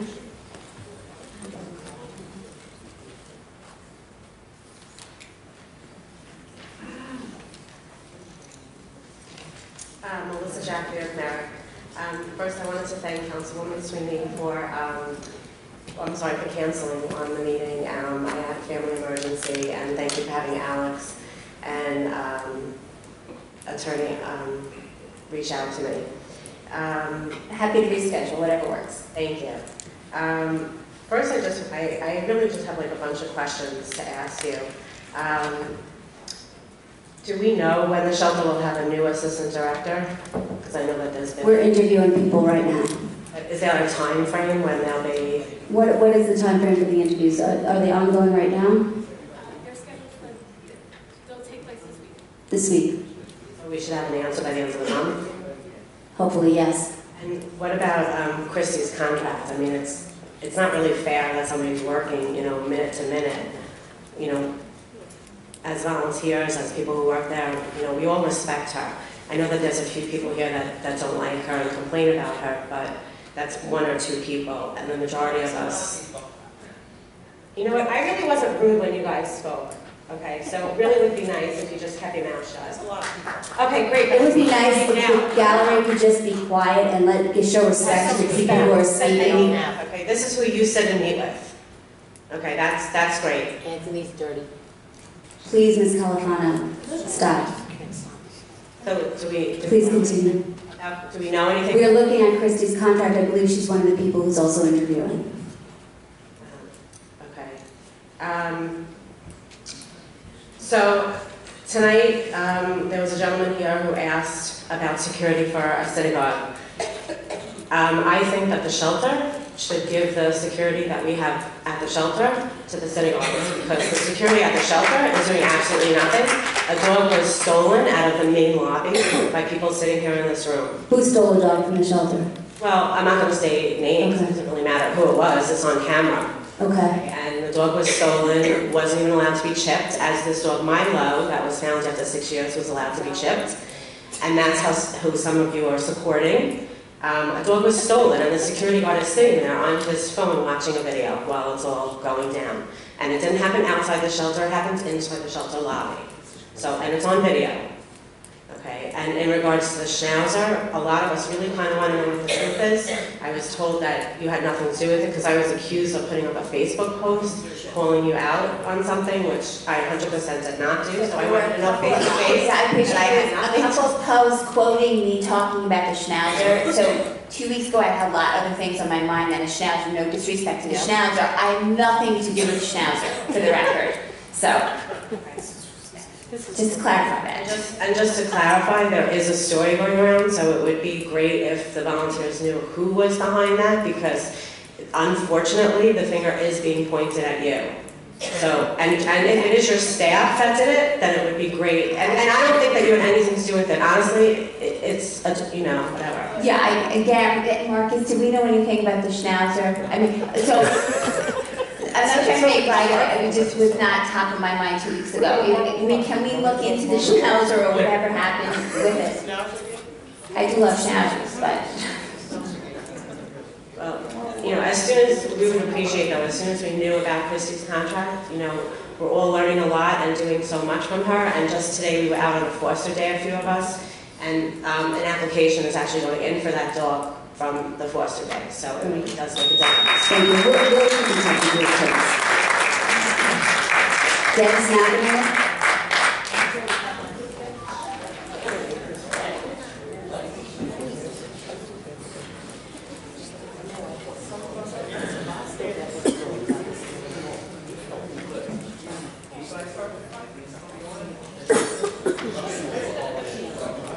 Dennis McHenry from Floral Park. I am on the task force for Belmont Park. Thank you for having a meeting in the dark. But we believe in Floral Park that this board passing the buck misses the mark. While it is technically accurate that the town of Hempstead has no direct jurisdiction over the two sites under the control of the ESD, which is abut Hempstead Turnpike. That is not correct for the entire 425-acre Belmont Park campus. As a matter of fact, the town of Hempstead has zoned the Belmont Park campus all for residential for over 100 years, and that is unbelievable. It is time that the town of Hempstead do its job and get a master plan with zoning and particularity in place. In April of last year, I met with this board and urged that each and every one of the members write comments regarding the DEIS, the scoping document. Unfortunately, it appears that only Supervisor Gillen took advantage of that opportunity. Then most recently, although there were 3 separate days of hearings, again, 3 minutes just as this, only Supervisor Gillen took that opportunity to speak publicly about the DEIS. I again ask this board, each one of you, to put in written comments related to the DEIS. The New York Arena partners are proposing that they use parts of Belmont Park that are not within the 28 acres south of Hempstead Turnpike and the 15 acres north of Hempstead Turnpike. That is directly adjacent to the Village of Floral Park. Please, as you did again, Mr. Ra, with the flea market, assert your jurisdiction as much as possible.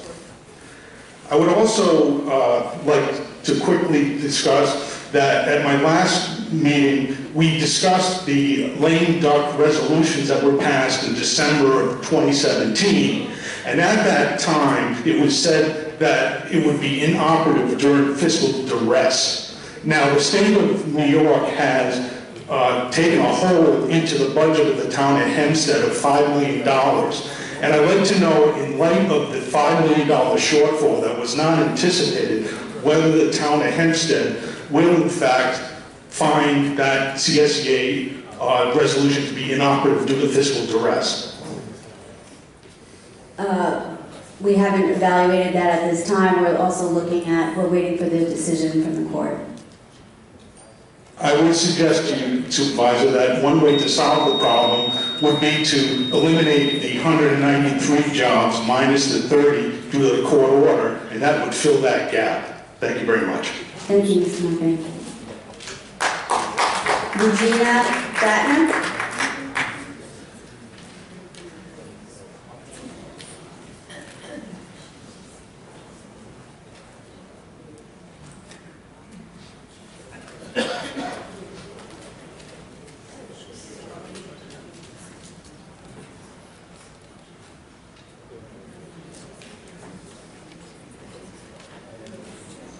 Hello, Ms. Gillen again, Regina Dagner, I live in Wandsworth. Just a quick question, would you ever be thinking about getting any more handicap parking places for the people coming in, potential adopters? There's only one there. I spoke to Mitch, and the zoning people, building people went over, and they said that there wasn't enough room. I can't understand it. I've seen people coming in walkers, people of age that had to park over at the middle school, looking a little exhausted when they got in there. Okay, I'll speak with Mr. Reed about it, and we'll follow up with you and let you know. Okay. Okay. That's all I wanted to know. Thank you, everyone, for your time again. Thank you, Ms. Dadner. Thank you, everyone. Have a lovely evening. I have a slip, princess.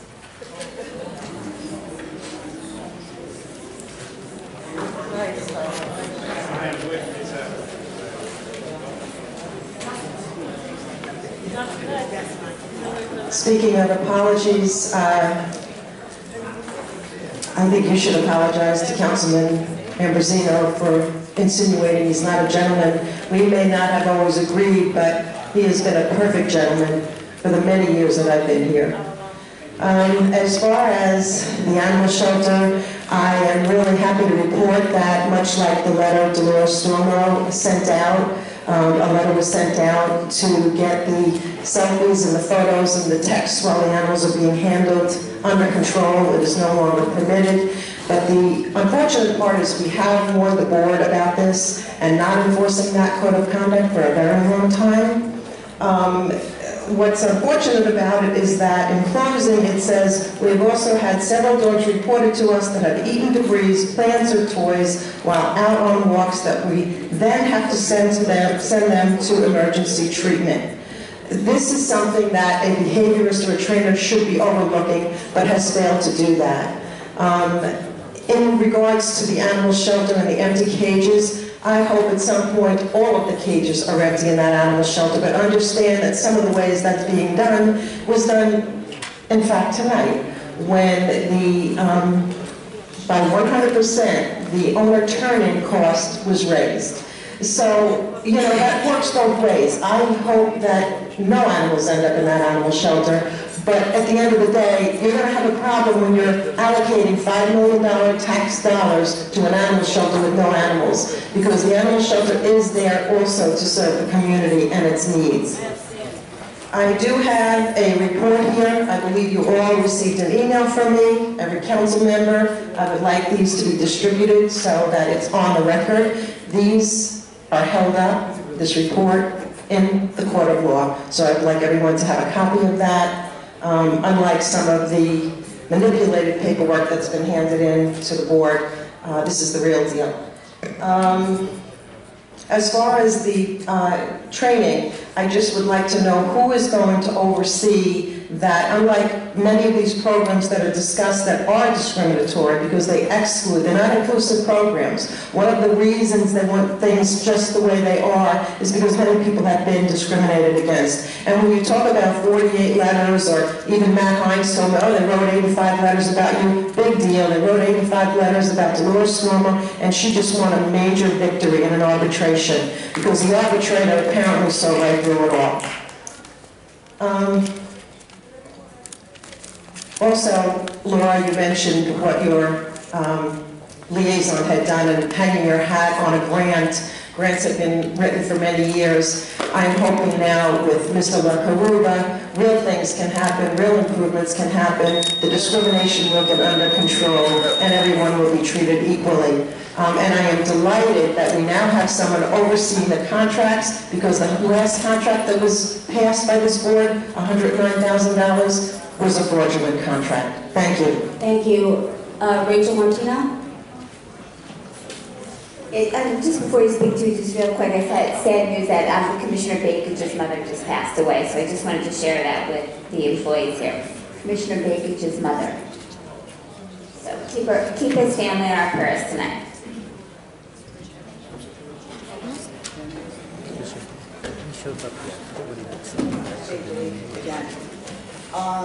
So Rachel Martino, Kings Park.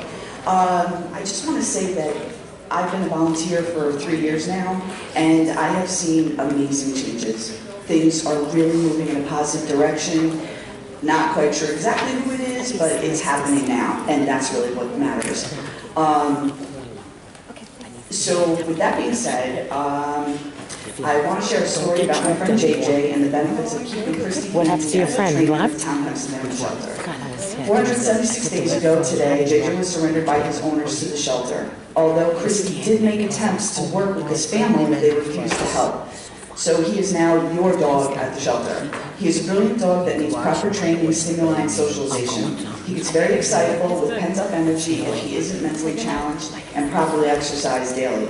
He is not aggressive at all, but for those that know bulldogs, the best thing I can say is he's a bulldog. I myself have my own bulldog at home. I think that's why we connect so well. With that being said, JJ was presenting some issues exiting and entering the kennel for his walk time. And mind you, this is a common occurrence. There's all sorts of different behavior issues going on with these dogs. So once he's out with his volunteers, he seems to do very well. But on the in and out, it's not fun at all. So JJ ended up on Christy's radar, and she took him off the volunteer walk list. Myself, along with his other buddies, were extremely worried about him. Christy reassured us that she just wanted to take some time with him and get a protocol together that his volunteer buddies would have to adhere to help train his focus, impulse control, and being able to exit and enter his kennel safely. Soon after, Christy met with each one of JJ's volunteers buddies and walked us all individually through his new protocol. It has taken a while because we all need patience and understanding, but I'm happy to say that JJ not only has better impulse control upon entering and exiting his kennel, but also while out on a walk.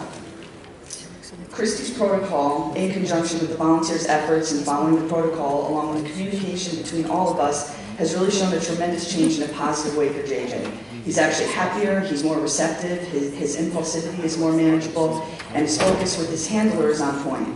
He truly is brilliant, and he should be doing agility and competing. He's very eager to please and very treat motivated. Christy saw all of this and didn't give up on him. All of these things will help him present better on a meet and greet, help him in a home as well. JJ is only one of hundreds and hundreds over the past few years that have come into the shelter with some type of behavior issue. And let's face it, they're not robots.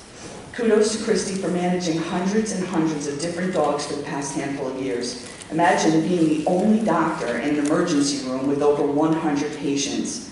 My only wish is that we had 10 more Christies to manage the amount of dogs that we have in the shelter. I also want to mention quickly that at the last meeting I brought up that the question about training protocols for new staff, and I did speak with Mike Pastori, the director, and Christy, and they actually have been implementing meetings with new staff. So that was just really good to hear. Thank you. Thank you very much. Thank you.